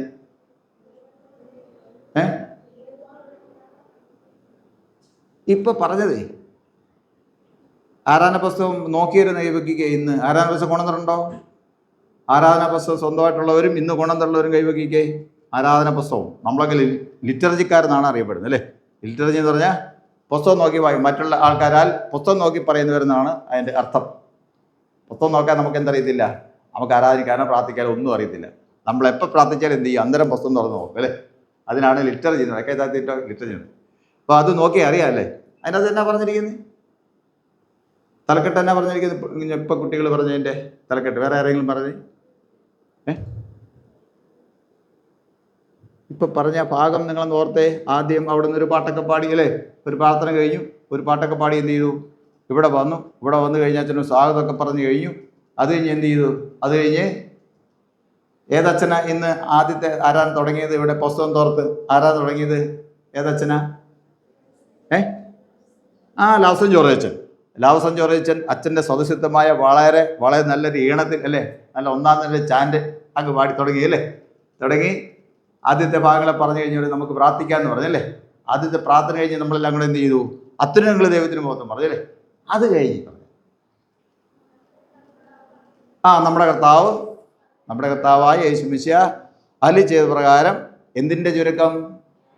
ന്യായപ്രമാണത്തിൻ്റെയും പ്രവാചകന്മാരുടെയും ചുരുക്കം എന്ന് പറഞ്ഞിട്ടാണ് എന്ത് ചെയ്തത്? യേശു അരുളി ചെയ്തത് എന്ന് പറഞ്ഞതിന് ശേഷമാണ് ഇപ്പൊ പറഞ്ഞ ആ 2 കൽപ്പന പറഞ്ഞത് അല്ലേ? അപ്പം അത് എവിടെ നിന്നുള്ളതാ? ഈ കൽപ്പന ന്യായപ്രമാണവും പ്രവാചകന്മാരുടെ ചുരുക്കവും എല്ലാം പറഞ്ഞിട്ടാണ് പറഞ്ഞത്. അത് അപ്പോൾ അതിനകത്ത് എന്തെല്ലാം അടങ്ങിയിട്ടുണ്ട്? ഇപ്പം ഈ പറഞ്ഞിരിക്കുന്ന 10 കൽപ്പനകളും അതിൻ്റെ വിശദീകരണങ്ങളും മുഴുവൻ എന്ത് ചെയ്തിരിക്കുന്നു? അത് മുഴുവൻ പറഞ്ഞിരിക്കുന്നത് എപ്പോഴാണ് പറഞ്ഞേ? ഇപ്പോൾ സീസേക്കാരൻ്റെ ആരാധന തുടങ്ങിയപ്പോൾ പറഞ്ഞിരിക്കുക. നമ്മൾ അതുമായിട്ട് ബന്ധമുണ്ടോ? ഉണ്ട്. അഭേദ്യമായുള്ള ബന്ധമാണ്. ചുമ്മായുള്ള ബന്ധമൊന്നുമല്ല, അഭേദ്യമായുള്ള ബന്ധമാണ് അല്ലേ? വേർപെടുത്താൻ പറ്റാത്ത ബന്ധമാണ്. അതിലാണ് നമ്മൾ ആരാധന എന്ത് ചെയ്തിരിക്കുന്നത്? അടിസ്ഥാനപ്പെട്ടിരിക്കുന്നത്. കൽപ്പനകളിലും പ്രമാണങ്ങളിലും അടിസ്ഥാനപ്പെട്ടാണ് നമ്മൾ എന്ത് ചെയ്യുന്നത്? നമ്മുടെ ആരാധന ചിട്ടപ്പെടുത്തിയിരിക്കുന്നത്. അതുകൊണ്ട് നമ്മൾ എന്ത് ചെയ്യരുത്? നമ്മൾ ഒരു ചിന്തയില്ലാതെ എവിടെ ഇരിക്കരുത്. ഒരു ചിന്തയില്ലാതെ എവിടെ ഇരിക്കരുത് അല്ലേ? നമ്മളിപ്പം തന്നെ നമുക്ക് എന്ത് ചെയ്യാൻ പറ്റിയില്ല? അത് ശ്രദ്ധിക്കാൻ പറ്റിയില്ലേ? കുട്ടികളുടെ കാര്യം വിട്ടേക്കാം, പ്രായമുള്ളവരെ അത് ഓർത്തച്ചാൽ മതി. കാരണം കുട്ടികൾക്ക് ഇത് കൈവപ്പ് കിട്ടുമെങ്കിൽ അത് എല്ലാ തിരുമ്പേരും ചോദിക്കുന്നൊരു അങ്ങനെ ഒരു ചെറിയൊരു അങ്കലാപ്പിൽ അവർ ഇരിക്കുകയാണ്. അതുകൊണ്ട് അവർക്ക് ശ്രദ്ധിക്കാൻ പറ്റിയിട്ടുണ്ടാവില്ല. സ്ഥിരീകരണമൊക്കെ കഴിഞ്ഞ പിള്ളേരുണ്ട് അല്ലേ? ഇവിടെ ഗായക സംഘം പ്രത്യേകമായിട്ട് അതിനുവേണ്ടി തയ്യാറായിട്ട് വന്നിട്ട് ആൾക്കാരുണ്ട്. എന്താണ് നമ്മളിവിടെ പറയുന്നത്, ആരോടാണ് നമ്മൾ പ്രാർത്ഥിക്കുന്നത്, പ്രാർത്ഥിക്കുമ്പോൾ എന്തെല്ലാം കാര്യമാണ് പറയുന്നത് എന്നൊക്കെ എന്ത് ചെയ്യണം, നമ്മളൊന്ന് ശ്രദ്ധിച്ച് വരണം. അതാണ് ലിറ്ററേച്ചറിയുടെ ഒരു പ്രത്യേകത. ചുമ്മാ ആക്സിഡൻ്റലായിട്ട് പോയ വഴി എന്നാ കയറിയേക്കാം എന്ന് പറഞ്ഞ് എന്ത് ചെയ്യരുത്. അങ്ങനെ വരുന്ന ആരാധനയേ അല്ല നമ്മുടെ ആരാധന. വളരെ ഒരുക്കത്തോടെ എന്ത് ചെയ്യണം, ആരാധനയ്ക്ക് വരണം. ഒന്ന്, അതിൻ്റെ ആദ്യം തൊട്ട് അവസാനം വരെ എന്ത് ചെയ്യണം, അത് കൂടാണ്ട് ഒരു ഭാഗവും മാറ്റാനായിട്ട് ഇല്ല. അത് ലോകത്തിലെ പ്രധാനപ്പെട്ട ആരാധനാ ക്രമങ്ങളെല്ലാം കൂടെ സ്വാംശീകരിച്ചാണ് എന്ത് ചെയ്യും നമ്മുടെ CSIയുടെ ആരാധന ഉണ്ടാക്കിയിരിക്കുന്നത്. അതുകൊണ്ട് ആ ആരാധനക്രമങ്ങളിലെല്ലാം ഉന്നതമായിട്ട് എന്ത് ചെയ്യുന്നു, നമ്മുടെ ആരാധനക്രമം നിൽക്കുന്നു. വളരെ ചുരുക്കമാണ്, എന്നാൽ വളരെ അർത്ഥവത്തായിട്ടുള്ള ആരാധനാക്രമമാണ് നമുക്കുള്ളത്. അതിൻ്റെ അകത്ത് ഏതാണ്ട് 80% കാര്യങ്ങളും ദൈവവചനം തന്നെയാണ്. അതിന് മറ്റുള്ള കണക്റ്റഡ് വാക്കുകൾ മാത്രമേ ബാക്കിയുള്ളതുള്ളൂ. ബാക്കി മുഴുവനും ദൈവവചനത്തിൽ നിന്ന് ഉള്ള കാര്യങ്ങൾ തന്നെയാണ്. അതുകൊണ്ട് ആ ഒരു ഭവ്യതയോടെ, ആ ഒരു ഓർമ്മയോടെ വേണം എന്ത് ചെയ്യാൻ, നമ്മൾ ആരാധനയ്ക്ക് ഇവിടെ വരാനാണ്. നമ്മളിവിടെ വന്നു അല്ലേ, നമ്മൾ കൽപ്പനകളൊക്കെ വായിച്ച് കേട്ടു. അപ്പം ഈ കൽപ്പനയൊക്കെ ആയിട്ട് നമ്മളുമായിട്ട് എന്ത് ചെയ്യേണ്ടത്, വളരെ വളരെ ബന്ധപ്പെട്ടാണ് ഇരിക്കുന്നത്. ഓക്കെ, ഇസ്രായേൽ മക്കളുടെ എന്ത് പറഞ്ഞു എന്നാണ് ഇവിടെ പറഞ്ഞ വാക്യം? ഞാൻ വായിച്ച വാക്യത്തിൽ, ആദ്യം വായിച്ച വാക്യത്തിൽ എന്താ പറഞ്ഞു? ഇത് നീ എന്ത് ചെയ്യണം, നീ ഇത് അനുസരിക്കണം, പിന്നെ നിന്റെ മക്കൾ അനുസരിക്കണം, അവരുടെ മക്കളും തലമുറപരമായിട്ട് ഇത് അനുസരിക്കണം. നീ അവർക്ക് എന്ത് ചെയ്യണം, അവരെ ഉപദേശിച്ചു കൊടുക്കണം, അവർക്ക് പഠിപ്പിക്കണം എന്നാണ് പറഞ്ഞത്. നീ അത് അവർക്ക് പഠിപ്പിക്കണം. നിന്റെ വീടിൻ്റെ കട്ടളക്കാലൊക്കെ എഴുതണമെന്നൊക്കെ അവിടെ പറഞ്ഞിട്ടുണ്ട് അല്ലേ. നിന്റെ കൈമേൽ, നിന്റെ നെറ്റിക്ക നിന്റെ പട്ടമായിരിക്കണം എന്നൊക്കെ എന്ത് ചെയ്യുന്നു, പറയുന്നു. ഒത്തിരി കാര്യങ്ങളാണ് എൻ്റെ അത് പറഞ്ഞിരിക്കുന്നത്. എന്ന് പറഞ്ഞതിൻ്റെ അർത്ഥം, ഒരു നിമിഷം പോലും എന്ത് ചെയ്യാം അവകാശമില്ല നമുക്ക് ദൈവത്തിൻ്റെ ഈ കൽപ്പനകളിൽ നിന്ന്, അതുമായിട്ട് ബന്ധപ്പെട്ട കാര്യങ്ങളിൽ നിന്ന് അകന്ന് നിൽക്കാൻ പറ്റത്തേ ഇല്ല. എപ്പോഴും എന്ത് ചെയ്യണം, അതുമായിട്ട് ബന്ധപ്പെട്ടിരിക്കും. നീ ഉറങ്ങുമ്പോഴും എഴുന്നേൽക്കുമ്പോൾ, ഇരിക്കുമ്പോൾ എഴുന്നേൽക്കുമ്പോഴും, വഴി നടക്കുമ്പോഴും, വിശ്രമിക്കുമ്പോഴും എല്ലാം എന്ത് ചെയ്യണം, ഈ ഈ കൽപ്പനയെക്കുറിച്ച് നീ പറയണമെന്നാണ് പറഞ്ഞത്. അതിൻ്റെ അതല്ലാതെ നമുക്ക് എപ്പോഴാണ് വേറെ സമയമുണ്ടോ? ഇല്ല, വേറെ നമുക്ക് സമയമില്ല അല്ലേ. ഇരിക്കുമ്പോൾ ഇത് ചിന്തിക്കണം, എഴുന്നേൽക്കുമ്പോൾ ചിന്തിക്കണം, വഴി നടക്കുമ്പോൾ ചിന്തിക്കണം അല്ലേ. പിന്നെ എപ്പോഴാ? എല്ലാ സമയത്തും ഏതുമായിട്ട് ബന്ധപ്പെട്ടിരിക്കണം നമ്മുടെ ജീവിതം? ഈ കൽപ്പനയുമായിട്ട് ബന്ധപ്പെട്ടിരിക്കും. ഏത് കൽപ്പന? 10 കൽപ്പന. ഏത് കൽപ്പനയാ? 10 കൽപ്പന. 10 കൽപ്പന അത് തത്വമായിട്ട്, പ്രിൻസിപ്പിളായിട്ട് പറഞ്ഞിട്ട് അതിൻ്റെ വിശദീകരണം എന്ത് ചെയ്യുന്നുണ്ട്, കൊടുക്കുന്നുണ്ട്. പ്രത്യേകിച്ച് നമ്മൾ പുറപ്പാട് പുസ്തകം നമ്മൾ വായിക്കുമ്പോൾ, പുറപ്പാട് പുസ്തകം 20-ാം അധ്യായത്തിലാണ് കൽപ്പന പ്രത്യേകമായിട്ട് പറഞ്ഞിരിക്കുന്നത്. വേറെ ഏത് പുസ്തകത്തിലാണ് പറഞ്ഞിരിക്കുന്നത്? പിള്ളേരെ, കുട്ടികളെ പറഞ്ഞ് ആവർത്തന പുസ്തകം നിങ്ങൾക്ക് അറിയാം. ആവർത്തന പുസ്തകത്തിൽ പറഞ്ഞിരിക്കുന്നു, പുറപ്പാട് പുസ്തകം 1-ാമത് പറഞ്ഞിരിക്കുന്നു. അങ്ങനെ പറഞ്ഞിരിക്കുന്നത് ഈ കൽപ്പന കൃത്യമായിട്ടും എഴുതി കൊടുത്തു, അത് വിശദീകരിച്ചും കൂടെ കൊടുത്തു. വിശദീകരണമാണ് ബാക്കിയുള്ള അധ്യായങ്ങൾ. അതായത് പുറപ്പാട് പുസ്തകം 20 മുതൽ 34 വരെ, ഒരു കണക്കിന് പറഞ്ഞാൽ 36 വരെ നമുക്ക് പറയാം. ഇടയ്ക്ക് 1-2 ഇടവേളകൾ വിട്ടാൽ ബാക്കി മുഴുവൻ സമയവും പറഞ്ഞിരിക്കുന്നത് ഈ കൽപ്പനയുടെ വിശദീകരണമാണ്. എങ്ങനെയാണ് അതിൻ്റെ പ്രാക്ടിക്കൽ സൈഡ് എങ്ങനെയാണെന്നാണ് പറഞ്ഞിരിക്കുന്നത്. ഇതെങ്ങനെയാണ് ദൈനംദിന ജീവിതത്തിൽ നീ നടപ്പാക്കേണ്ടതിനെ കുറിച്ചും കൂടെ എന്ത് ചെയ്തു, പറഞ്ഞു കൊടുത്തു. അത് മുഴുവനും മോശയോട് എന്ത് ചെയ്തു, മോശയോട് ദൈവം നേരിട്ട് പറഞ്ഞു കൊടുത്തു. അത് മോശ അണുവിട തെറ്റാതെ എന്ത് ചെയ്തു, ഈ 10 കൽപ്പനകളും അതിൻ്റെ വിശദീകരണം മുഴുവനും ആരോട് പറഞ്ഞു? ഇസ്രായേൽ മക്കളോട് പറഞ്ഞു. അപ്പോൾ ദൈവത്തിൻ്റെ ഒരു പ്രത്യേക ജനമാണ് ആര്? ഇസ്രായേൽ ജനം. അവർക്ക് ദൈവം പ്രത്യേകമായ കൽപ്പനകൾ കൊടുത്തു. അന്ന് അതുവരെ ഉണ്ടായിരുന്ന, ലോകത്ത് അവരുടെ ചുറ്റുപാടുണ്ടായിരുന്ന ജാതികളുടെ അല്ലെ മറ്റ് വിശ്വാസത്തിൽ പോകുന്ന ആൾക്കാർക്ക് വ്യത്യസ്തമായി വളരെ പ്രത്യേകമായുള്ള കൽപ്പനകൾ കൊടുത്തു. ഇത് അനുസരിക്കണം എന്ന് പറഞ്ഞു. അതിൻ്റെ വിശദീകരണം കൊടുത്തു. ആ വിശദീകരണത്തിൽ പറഞ്ഞിട്ടുണ്ട് ഇത് ഏതെല്ലാമായിട്ട് ബന്ധപ്പെട്ടിരിക്കുന്നു. അവൻ്റെ ഒരു മനുഷ്യൻ്റെ സമസ്ത മേഖലയാണ് വിശ്വാസ മേഖല. വിശ്വാസവും അവൻ്റെ ദൈനംദിന ജീവിതവും അതുപോലെ തന്നെ രാഷ്ട്രീയ ജീവിതവും അവൻ്റെ ആരാധനാ ജീവിതവും എല്ലാമായിട്ട് ബന്ധപ്പെട്ട് അത് കിടക്കുന്നു എന്ന് നമുക്ക് കാണുവാൻ സാധിക്കും. എല്ലാം ദൈവത്തിൻ്റെ ഇഷ്ടങ്ങൾക്കനുസരിച്ച് പോകണം എന്ന് അതിൻ്റെ പറഞ്ഞിട്ടുണ്ട്. അതിൽ നിന്ന് അണുവിട മാറരുത് എന്നും കൂടെ പറഞ്ഞ് കൽപ്പന കൊടുത്തിരിക്കുന്നു. ഇപ്പോൾ നമ്മൾ നമ്മുടെ ആധുനിക കാലത്ത് വന്നിരിക്കുന്ന ഞാനും നിങ്ങളും CSI സഭക്കാരായിരിക്കും നമുക്കും ഇതുമായിട്ട് ബന്ധപ്പെട്ടാണ് അത് പറഞ്ഞിരിക്കുന്നത്. നമുക്കും എന്തുണ്ട്, കൽപ്പനകൾ അടിസ്ഥാനപ്പെടുത്തിയാണ് നമ്മുടെ ആരാധന പോലും എന്ത് ചെയ്തിരിക്കുന്നത്, ചിട്ടപ്പെടുത്തിയിരിക്കുന്നല്ലേ. ഓക്കെ, നമ്മുടെ ആരാധന എങ്ങനെയാണ്? അപ്പം അവർക്ക് അത്രയും വിശദീകരിച്ചൊക്കെ കൊടുത്തിട്ടുണ്ട്. നമ്മളെ എങ്ങനെയാണ് ഇത് പ്രായോഗികമാക്കുന്നത്, എന്താ നമ്മളിവിടെ ചെയ്യുന്നത്, അതിനെക്കുറിച്ച് കുഞ്ഞുങ്ങൾക്കറിയാമോ? ഈ കൽപ്പനയായിട്ട് ബന്ധപ്പെട്ട് വളരെ വളരെ വളരെ പ്രധാനപ്പെട്ട ഒരു സംഗതിയുണ്ട്. അതെന്താണെന്നറിയാമോ? കൽപ്പനകൾ എന്തിനാ? കൽപ്പനകൾ അനുസരിക്കാനാണ്. ഓക്കെ, അപ്പോൾ അനുസരിച്ചില്ലെങ്കിലോ? അനുസരിച്ചില്ലെങ്കിലോ? അനുസരിച്ചില്ല എന്നെ ചെയ്യും. ഞാനല്ലാതെ തന്നെ ദൈവം നിങ്ങൾ ഉണ്ടാക്കരുത് അല്ലേ, വിഗ്രഹം ഉണ്ടാക്കരുത്. ഓക്കെ, എൻ്റെ അപ്പനെയും എന്ത് ചെയ്യണം? ബഹുമാനിക്കണം. മോഷ്ടിക്കാവോ? പാടില്ല. പിന്നെയോ? മോഹിക്കാവോ? കള്ളസാക്ഷ്യം പറയാവോ? ഒന്നും പറ്റത്തില്ല അല്ലേ, ഒന്നും പറ്റത്തില്ല. അതെല്ലാം നമ്മൾ പഠിച്ചു, കൽപ്പന എന്ത് ചെയ്തു പഠിച്ചിരിക്കുക അല്ലേ. അപ്പം അതിവിടെ ഈ വായിക്കുന്നതിൻ്റെ അർത്ഥം എന്താ? സാന്നിധ്യം എന്താണെന്നാണ് എൻ്റെ അർത്ഥം, എന്താണ് എൻ്റെ പ്രത്യേകത, എന്താണ് എൻ്റെ കാര്യം എന്താണ്? ഇവിടെ അത് വായിച്ചിട്ട് എന്താണ് നമ്മൾ ചെയ്യുന്നത്? ആലോചിച്ച് നോക്കിയേ. കൽപ്പന വായിക്കുന്നു, കൽപ്പന വായിച്ചു കഴിയുമ്പോൾ കൽപ്പനയോ കൽപ്പനയുടെ ചുരുക്കമോ നമ്മൾ സാധാരണ ഇത് ചെയ്യുന്നു. 10 കൽപ്പന ചില പള്ളിയിലേക്ക് 1-ാം ഞായറാഴ്ച എന്ത് ചെയ്യാറുണ്ട്? കൽപ്പന മുഴുവൻ വായിക്കാറുണ്ട്. ഓരോ കൽപ്പന വായിച്ചിട്ട് പറയും, ഈ കൽപ്പനയെ കാപ്പാൻ ഞങ്ങൾ ഹൃദയങ്ങളെ വണക്കണമെന്ന് പറയുന്നു. ഇവിടെ കൽപ്പനയുടെ ചുരുക്കം വായിച്ചിട്ട് എന്നാ പറഞ്ഞു? കായിക സംഘം എന്നാ പറഞ്ഞു? എന്നാ പറഞ്ഞേ? കൽപ്പനയുടെ ചുരുക്കം വായിച്ചിട്ട് നിങ്ങൾ എന്നാ പറഞ്ഞേ? അതെന്ന് പറ. നിങ്ങൾ സിരിയണൊക്കെ കഴിഞ്ഞായിരിക്കും, പക്ഷെ പറഞ്ഞു. കൽപ്പനയുടെ ചുരുക്കം വായിച്ചിട്ട് നിങ്ങൾ എന്ത് പറഞ്ഞു? ഈ കൽപ്പനയെ കാപ്പാൻ ഞങ്ങളുടെ ഹൃദയങ്ങളെ ഉണക്കണം. വളരെ സിമ്പിൾ അല്ലേ എന്ന് പറഞ്ഞാൽ എന്താ അതിൻ്റെ അർത്ഥം? നിങ്ങൾ ആരെങ്കിലും പറഞ്ഞായിരുന്നോ? കൽപ്പനയുടെ ചുരുക്കം വായിച്ചു കഴിഞ്ഞ് നിങ്ങൾ എന്തായാലും പറഞ്ഞായിരുന്നോ ആ കാര്യം? പറഞ്ഞിരുന്നോ? ഈ ഗായക സംഘത്തോട് ചേർന്ന് നിങ്ങളത് പറഞ്ഞായിരുന്നോണോ എൻ്റെ ചോദ്യം? പറഞ്ഞോ? ഓർക്കുന്നുണ്ടോ? അന്നേരം നിങ്ങളിവിടെ ഉണ്ടായിരുന്നോ? ഉണ്ടായിരുന്നല്ലേ? ഓക്കെ, അത് പറഞ്ഞോ? എന്നാ പറഞ്ഞു? ഈ സകല ന്യായപ്രമാണങ്ങളും പ്രവാചകന്മാരും അടങ്ങിയിരിക്കുന്ന ഈ അതിശ്രേഷ്ഠമായ കൽപ്പന അനുസരിപ്പാൻ ഞങ്ങൾക്ക് കൃപ തരണമെന്ന് പറഞ്ഞോ എന്നാണ് ചോദ്യം. ഓക്കെ, പറഞ്ഞവരും കാണും, പറയാത്തവരും കാണും അല്ലേ. അതാണ് നമുക്ക് വന്നിരിക്കുന്ന ആരാധനയുടെ അനുഗ്രഹത്തിന് ഏറ്റവും വലിയ തടസ്സം എന്ന് പറയുന്നത് അതാണ്. വിചാരമില്ലാത്ത ജനങ്ങൾ എന്താണ് പറയുന്നവർക്ക് യാതൊരു ബോധവുമില്ല, യാതൊരു ബോധ്യവുമില്ല. ഈ ഞാൻ അവിടെ ഇരുന്നാലും എൻ്റെ ഗതിയും അത് തന്നെ. വളരെ സീരിയസ് ആയിട്ട് നമ്മൾ എന്ത് ചെയ്യണം? ചിന്തിക്കണം. ആരാധന എന്ന് പറയുന്നത് നിസ്സാര കാര്യം അല്ല. ഓക്കെ, പിന്നെ കുട്ടികളോടാണേ. അത് കഴിഞ്ഞിട്ട് പിന്നെ അതുമായിട്ട് ബന്ധപ്പെട്ട് പിന്നെ എന്നാ ഉള്ളത്? എന്തെങ്കിലും ഉള്ളതായിട്ട് നിങ്ങൾക്ക് തോന്നിയിട്ടുണ്ടോ?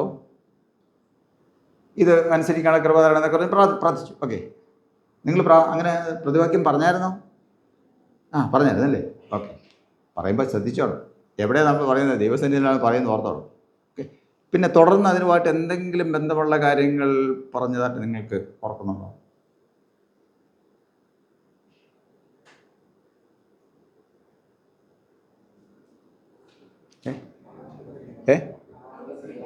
പാപസ്വീകാരം കൽപ്പനയായിട്ട് എന്താ ബന്ധം? നിങ്ങളായത് അത്രയും പറഞ്ഞല്ലോ. മിടുക്കന്മാർ. പാപസ്വീകാരം കൽപ്പനയായിട്ട് എന്താണ് ബന്ധം?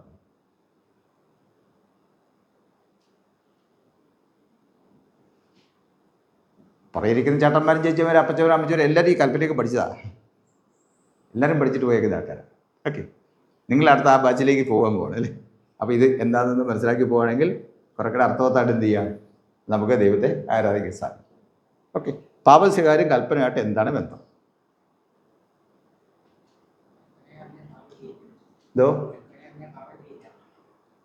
കൽപ്പന അറിഞ്ഞാൽ പാപം ചെയ്തില്ല. മോൻ പറഞ്ഞ വളരെ ശരിയാണ്. കൽപ്പന അറിഞ്ഞാൽ എന്ത് ചെയ്തില്ല? കൽപ്പന അറിഞ്ഞുകൊണ്ട് മാത്രം പറ്റത്തില്ല, അതെന്ത് ചെയ്യണം? ചെയ്യുകയും ചെയ്യണം അല്ലേ. അറിഞ്ഞാൽ പോരാ, അതെന്ത് ചെയ്യണം? പ്രായോഗികമാകണം അല്ലേ. അതനുസരിക്കണം എന്നാണ്, അതിനനുസരിച്ച് നടക്കണം എന്നാണ്. അനുസരിപ്പാൻ ഈ ഞങ്ങളുടെ ഹൃദയങ്ങളെ വണക്കണമെന്ന് പറഞ്ഞാൽ അത് അതിന് സഹായിക്കണമെന്നാണ് അതിൻ്റെ അർത്ഥം. വണക്കുക എന്ന് പറഞ്ഞാൽ നമ്മളെ അനുസരിക്കാനുള്ള സഹായിക്കണം എന്നാണ് അതിൻ്റെ പ്രാർത്ഥനയുടെ അർത്ഥം. ഓക്കെ, പാപസ്വീകാരമായിട്ട് ബന്ധപ്പെട്ട് പറയും. അപ്പം നമ്മൾ ഓർക്കേണ്ട കാര്യമാണ്, വിശദീകരിച്ച് പറയേണ്ട സമയമില്ല, എങ്കിലും പറയാം. കൽപ്പനകൾ വായിക്കപ്പെട്ടതിന് ശേഷമാണ് നമ്മൾ എന്ത് ചെയ്യുന്നത്? നമ്മൾ പാപസ്വീകാരം പറയാനും അതിന് മുമ്പായിട്ട് നമ്മൾ ദൈവവചനം പറയുന്നുണ്ട്, ഒരുത്തൻ പാപം ചെയ്തുവെങ്കിലോ നീതിമാനായ യേശു ക്രിസ്തു കാര്യസ്ഥൻ നമുക്ക് പിതാവിൻ്റെ അടുക്കലുണ്ട്, അവൻ നമ്മുടെ പാപങ്ങൾക്ക് പ്രായശ്ചിത്തം ആകുന്നു. കൃപാമൊഴികൾ എന്നാണ് അതിന് പറയാൻ അല്ലേ. കൃപാമൊഴികളൊക്കെ പറയുന്നത്. അതിനുശേഷം എന്ത് ചെയ്യുന്നു? അല്പസമയം മൗനമായിട്ടിരിക്കുക അല്ലേ. മൗനമായിട്ടിരിക്കുക. എന്തിനാണ് മൗനമായിട്ടിരിക്കുന്നത്? കൽപ്പന വായിച്ചതിന് ശേഷം, കൃപാമൊഴികളൊക്കെ പറഞ്ഞതിന് ശേഷം മൗനമായിട്ടിരിക്കുന്നത് എന്തിനാ?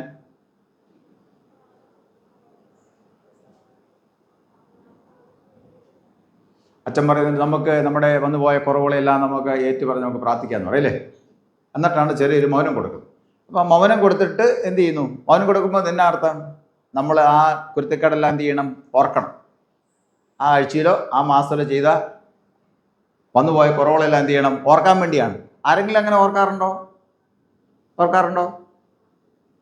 ഉണ്ടോ? അത് പറഞ്ഞ് കേട്ടാലല്ലേ ഓർക്കുള്ളൂ അല്ലേ. കുറച്ചൊരു മൗന സമയത്ത് എന്ത് ചെയ്യണം? നമ്മൾ ചെയ്ത കുറവെല്ലാം ഓർക്കണം.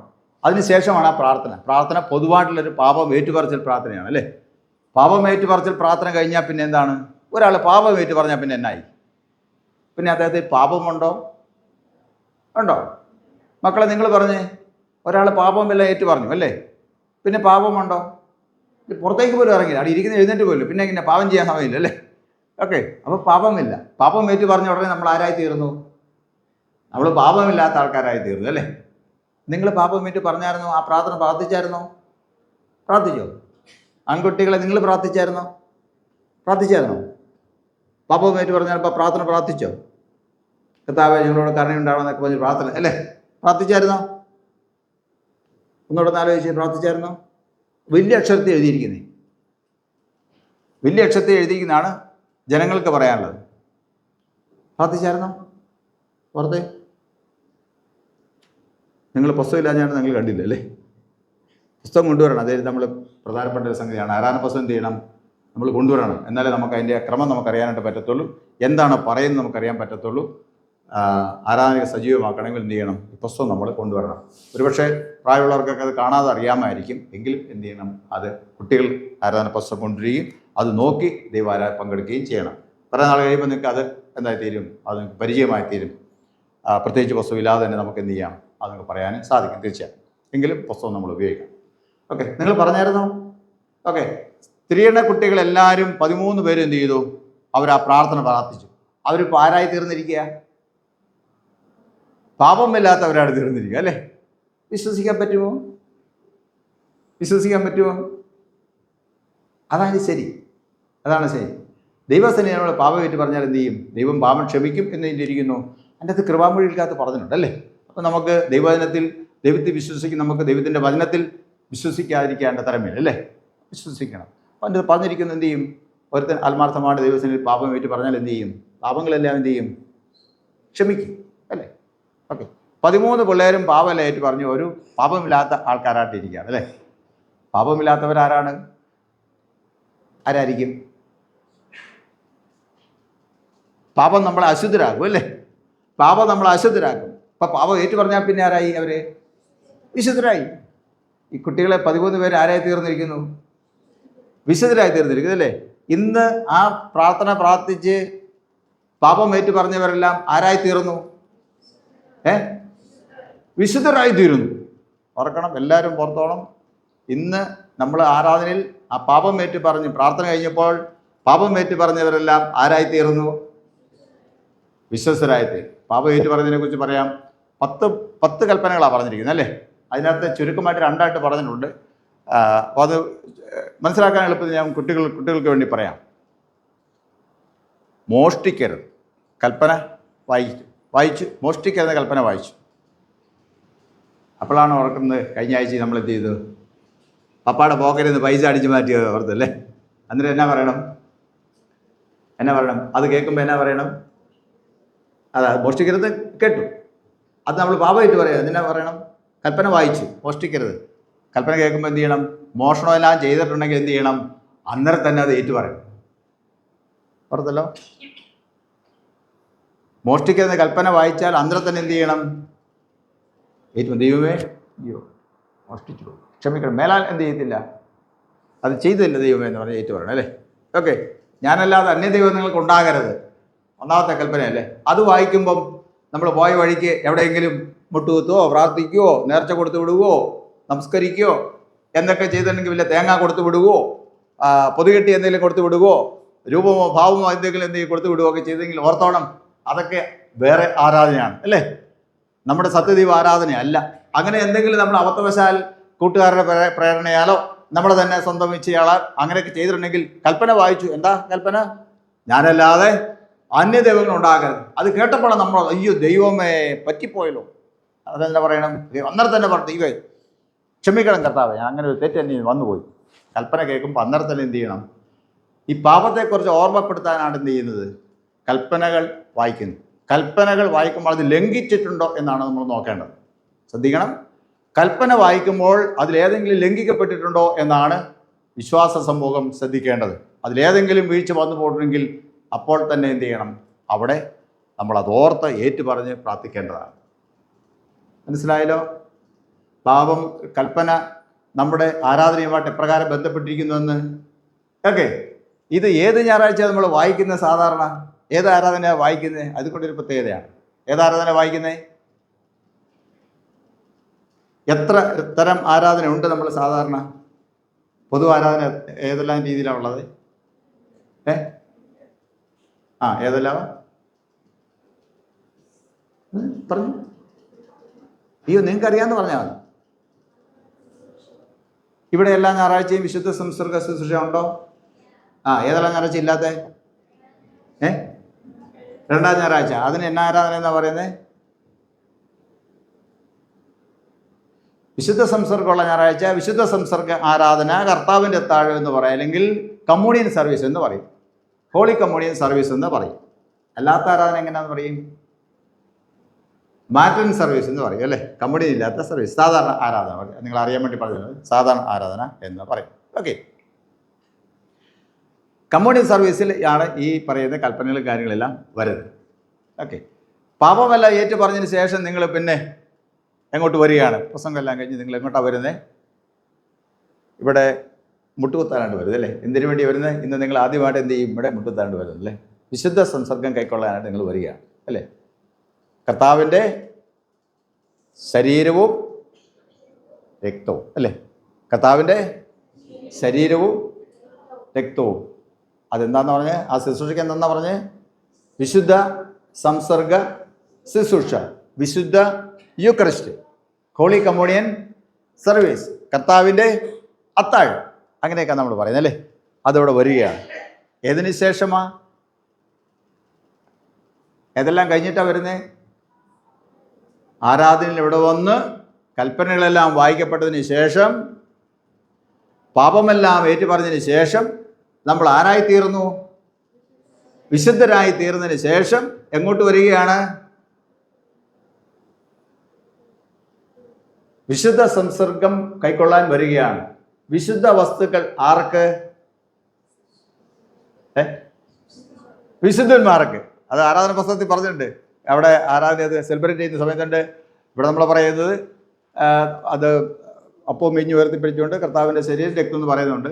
അല്ലാതൊരു പദം അതിനോട് ചേർത്ത് പറയുന്നുണ്ട്. വിശുദ്ധ വസ്തുക്കൾ വിശുദ്ധർക്ക്, വിശുദ്ധ വസ്തുക്കൾ വിശുദ്ധർക്ക്. അപ്പോൾ വിശുദ്ധന്മാരെല്ലാം കൊണ്ട് എന്ത് ചെയ്യാണ്? അങ്ങോട്ട് അത് പറഞ്ഞു കഴിയുമ്പോൾ ഇത് കൈക്കൊള്ളാനായിട്ട് വരിക. നമ്മുടെ ആരാധന ഒരു മൊത്തം ഒരു ക്രമീകരണം കിട്ടിയോ? അതിന് മനസ്സിലായോ അതിൻ്റെ അർത്ഥം? ഓക്കെ, അടുത്ത ചോദ്യം. ഇന്ന് കമ്മ്യൂണിയൻ സർവീസിന് വരേണ്ടത് ആരെല്ലാമാണ്? ആർക്കാണ് വരാൻ യോഗ്യത? വിശുദ്ധന്മാർക്കും വിശുദ്ധകൾക്കും, അല്ലേ? വിശുദ്ധന്മാർ നമ്മൾ പൊതുവെ രണ്ടുപേരുടെ ചേർത്ത് വിശുദ്ധർ എന്ന് പറയും, അല്ലേ? വിശുദ്ധർ എന്ന് പറയും. ഓക്കെ, അപ്പോൾ ആരാണ് വിശുദ്ധർ? പാപം ഏറ്റ് പറഞ്ഞവർ, അല്ലേ? ഇപ്പോൾ പറഞ്ഞതനുസരിച്ച് ഇപ്പോൾ 13 പേർക്ക് എന്തുണ്ട്?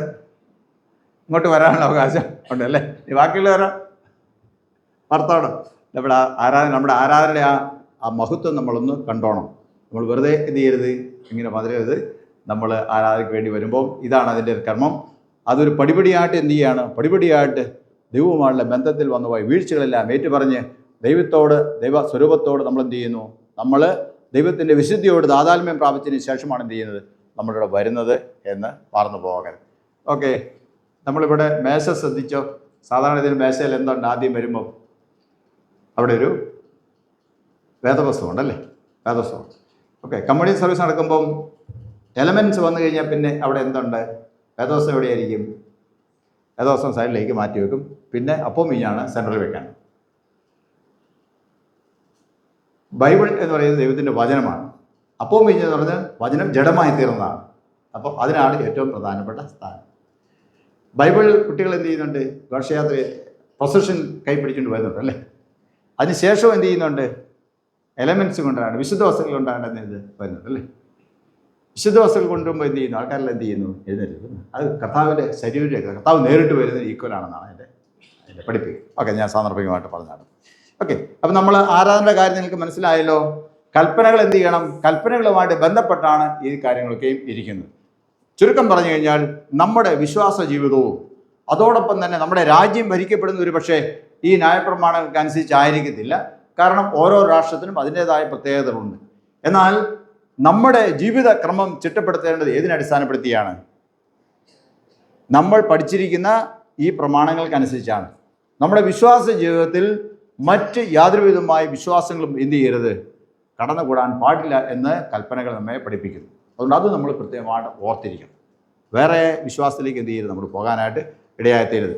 ഇത് അറിയത്തില്ലാത്തതുകൊണ്ട് എന്ത് ചെയ്യുന്നു? ഇതിൻ്റെ വ്യത്യാസങ്ങളൊന്നും അറിയത്തില്ലാത്തതുകൊണ്ട് നമ്മുടെ ജനം പല വഴിയിൽ തിരിഞ്ഞു പോകുന്നു എന്നുള്ളത്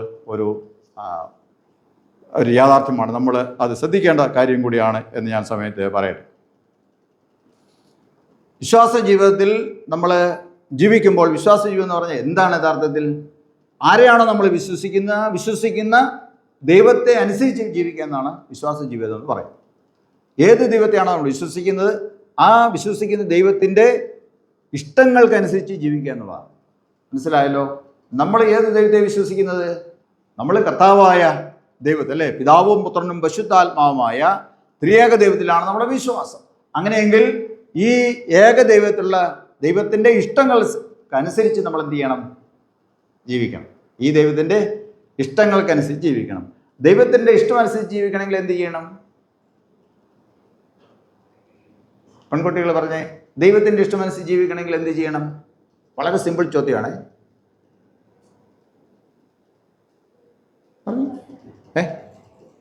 ഉറക്കെ പറഞ്ഞു തന്നേ. ആൺകുട്ടികൾ അവർ പറഞ്ഞ് കേട്ടെങ്കിൽ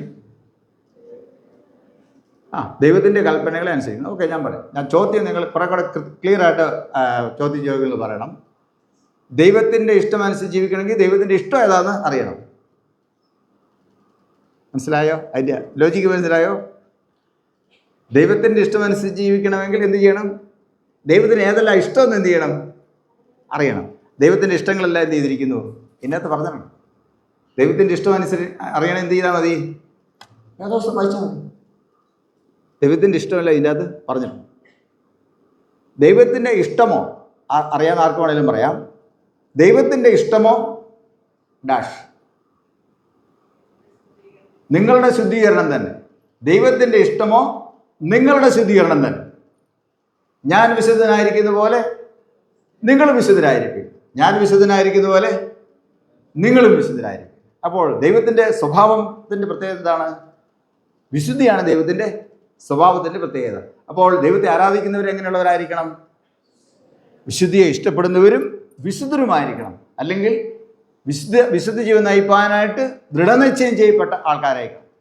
അത് നമ്മളെ വിശുദ്ധരല്ലാതാകും. നമ്മളെ അശുദ്ധരാക്കുന്നത് എന്താണ് നമ്മളെ അശുദ്ധരാക്കുന്നത്? ദൈവത്തിന് ഇഷ്ടമുള്ള ചെയ്യുന്നവർ വിശുദ്ധരാണ്. അങ്ങനെയാണെങ്കിൽ നമ്മളെ അശുദ്ധരാക്കുന്നത് എന്താണ്? ദൈവത്തിന് ഇഷ്ടമില്ലാത്ത നമ്മൾ ചെയ്യുമ്പോൾ നമ്മൾ ആരായിത്തീരും? നമ്മൾ അശുദ്ധരായിത്തീരും അല്ലേ. അപ്പോൾ ദൈവത്തിൻ്റെ ഇഷ്ടം ഏതാണെന്ന് ഓരോ ദിവസവും നമ്മൾ ദൈവത്തോട് ചോദിച്ച് മനസ്സിലാക്കി പോവുക എന്നുള്ളതാണ് ഏറ്റവും പ്രാധാന്യം. അതിനൊക്കെയാണ് കൽപ്പനകളൊക്കെ എന്ത് ചെയ്തിരിക്കുന്നത്? എഴുതി തന്നിരിക്കുന്നത്. ഓക്കെ, ഇന്ന് നമ്മൾ ഒന്നാം പാഠം വായിച്ചത്, ഇന്ന് സാറ് ഒന്നാം പാഠം വായിച്ചല്ലോ. ഏതായിരുന്നു അതിൻ്റെ റെഫറൻസ് പറഞ്ഞത്? ഒന്നാം പാഠം വായിച്ചത് എസ്കേൽ. അതിൻ്റെ അകത്ത് നിങ്ങൾക്ക് ഇഷ്ടപ്പെട്ട ഏതെങ്കിലും കാര്യമുണ്ടോ? കുറച്ച് വാക്കില്ല, അതിൻ്റെ മൂന്ന് വാക്യങ്ങളുള്ള 4 വാക്യം. ഇഷ്ടപ്പെട്ട എന്തിനുണ്ട്? എന്തിനെക്കുറിച്ച് അവിടെ പ്രതിപാദിച്ചിരിക്കുന്നത്? നോക്കരുത്. എന്തിനെക്കുറിച്ചാണ് പ്രതിപാദിച്ചിരിക്കുന്നത്? എന്തെങ്കിലും ഓർക്കുന്നുണ്ടോ? ഒരു കുഞ്ഞൊരു കണ്ണി ഉണ്ടാകും. ആ വായിച്ച് എന്തെങ്കിലും ഓർക്കുന്നുണ്ടോ? തിരുമേനി കൂട്ടൊക്കെ ചോദ്യം ചോദിച്ച് തോറ്റു പോത്തോ എന്നൊക്കെ നേരത്തെ പറയണ്ടേ? അച്ഛനോട് പറയണ്ടേ? അതൊക്കെ ഒന്ന് നോക്കി വെച്ചേക്കണത് അല്ലേ? എന്നാലും പറയാം, നമ്മൾ വഴിയെ നടക്കുമ്പോഴും പോകുമ്പോഴും കേൾക്കുമ്പോഴും എല്ലാം എന്ത് ചെയ്യും? ഒത്തിരി കാര്യങ്ങൾ നമ്മൾ കേൾക്കും അല്ലേ? എന്നാലും എന്ത് ചെയ്യും? ചില കാര്യം നമ്മൾ ഓർത്തിരിക്കും അല്ലേ? അങ്ങനെയാണെങ്കിൽ ഇന്ന് വായിച്ച ഒന്നാമത്തെ പാഠത്തിൽ എന്താണ് നിങ്ങൾ ഓർത്ത ഏതെങ്കിലും ഒരു വാക്യമോ 2 വാക്യമോ പറയാം. വാക്കോ പറയാം.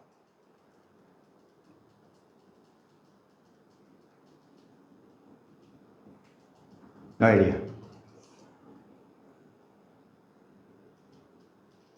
ഓർത്ത് നോക്കിയേ, സുവിശേഷം, അതിനു മുമ്പ് ലേഖനം, അതിനു മുമ്പ് സങ്കീർത്തനം, അതിനു മുമ്പ് ഒന്നാം പാഠം.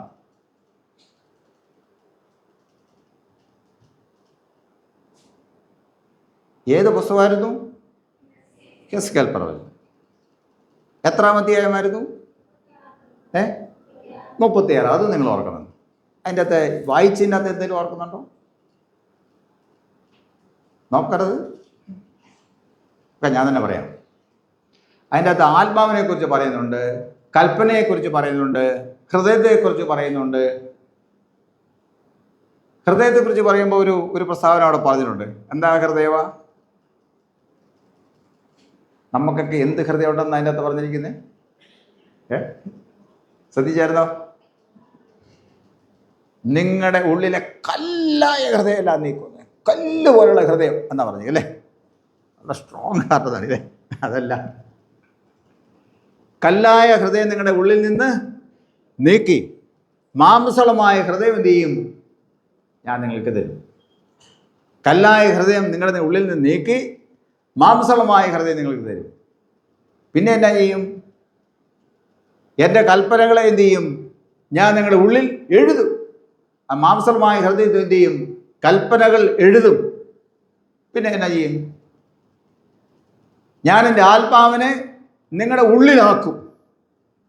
എന്തിനു വേണ്ടി? ഹൃദയത്തിൽ എഴുതിയ കൽപ്പനകൾ അനുസരിച്ച് നടപ്പാൻ നിങ്ങളെ സഹായിക്കുന്നതിന് വേണ്ടി എന്തു ചെയ്യും? എൻ്റെ ആത്മാവിനെ ഞാൻ നിങ്ങളുടെ മേൽ പകരും. മനസ്സിലായോ? എന്തെങ്കിലും ഒരു ഐഡിയ കിട്ടിയോ? കണക്ഷൻ വല്ലതും കിട്ടിയോ? കൽപ്പന ആദ്യം എഴുതിയത് എവിടെയാണ്?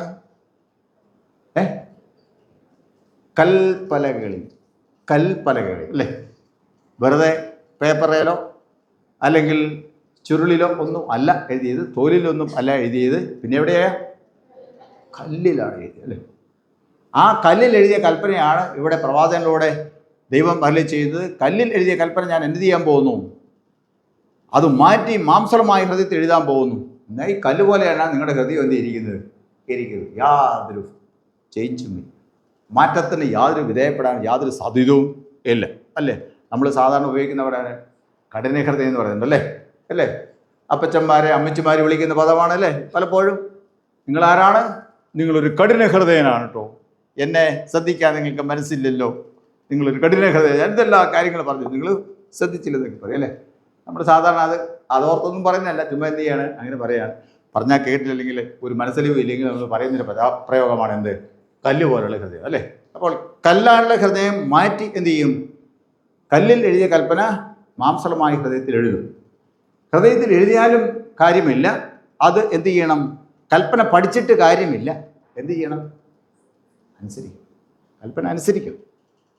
ലോകത്തിൻ്റെ പ്രമാണവും ദൈവപ്രമാണവും തമ്മിലുള്ള വ്യത്യാസം അവിടെ ഉണ്ട് അല്ലേ? ഓക്കെ. പുകവലി ബാക്കി പറഞ്ഞേ. പുകവലി ആരോഗ്യത്തിന് ഹാനികരമാണ്. പുകവലി ആരോഗ്യത്തിന് ഹാനികരമാണ്. അത് എവിടെ എഴുതി വെച്ചിരിക്കുന്നത്? പ്രധാനമായിട്ട് എവിടെ എഴുതി വെച്ചിരിക്കുന്നത്? ആ സിഗരറ്റിൻ്റെ കൂടെ അല്ലേ? സിഗരറ്റിൻ്റെ കൂടെയാണ് എഴുതി വെച്ചിരിക്കുന്നത്. സിഗരറ്റിൻ്റെ കൂടെ ഒരു പടമുണ്ട്. അതെന്നാ പടവാ? കണ്ടിട്ടുണ്ടോ? കാണാതിരിക്കുന്നതാണ് നല്ലത്. ഒരിക്കൽ കണ്ടാൽ പിന്നെ 3 ദിവസം നമ്മൾ കഞ്ഞി കുടിക്കത്തില്ല. അത്രയും ഭീകരമായൊരു പടമാണ് അകത്തെ ഉള്ളത്. അതിനടിയിൽ എഴുതി വെച്ചിരിക്കുന്നത് എന്നാണ്? പുകവലി ആരോഗ്യത്തിന് ഹാനികരമാണ്. അത് കണ്ട ആൾക്കാർ എന്ത് ചെയ്യണം? അതിൻ്റെ അർത്ഥം ഇതാണ്. അതെന്ത് ചെയ്യണം? അത് നിങ്ങൾ മനസ്സിലാക്കിയിരിക്കണം എന്നാണ് അർത്ഥം.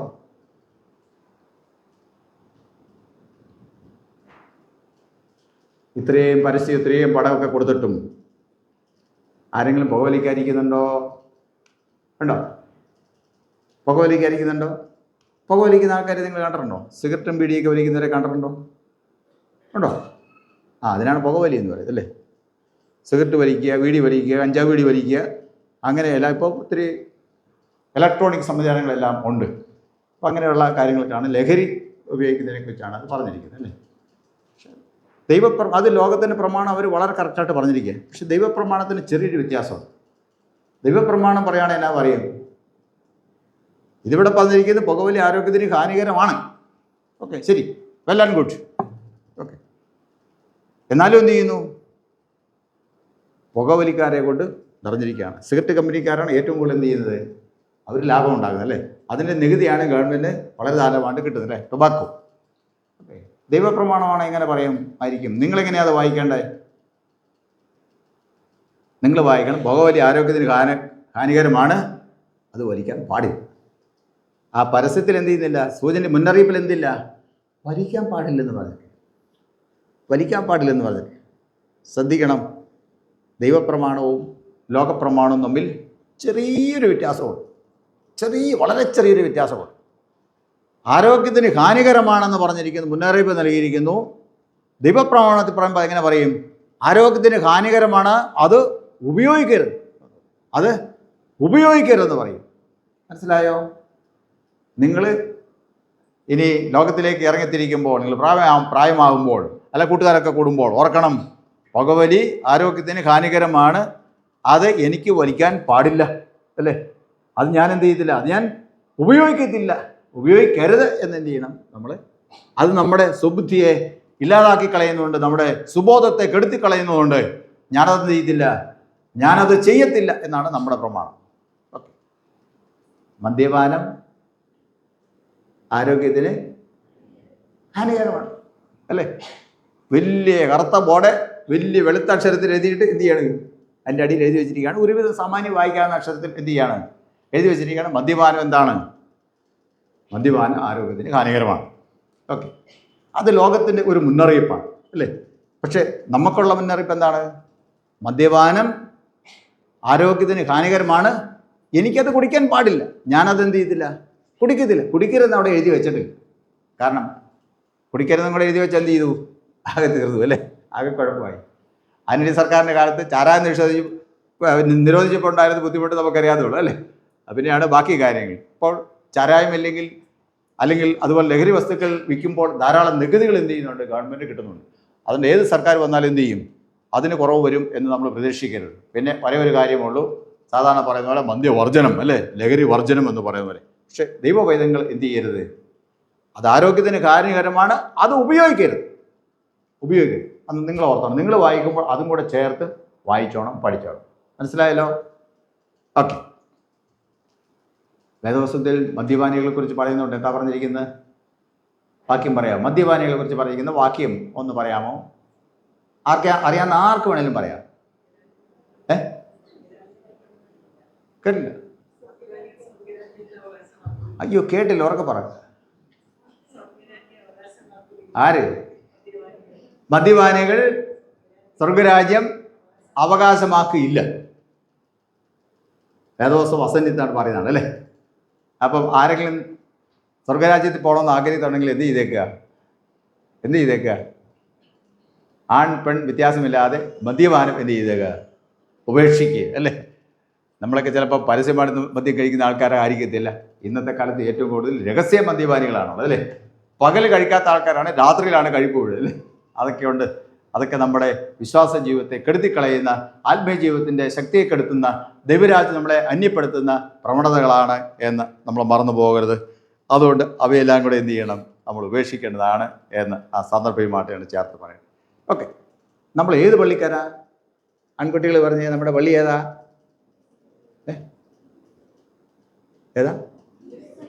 CSI. ഉറക്കെ പറയാം, നമ്മളാരാ?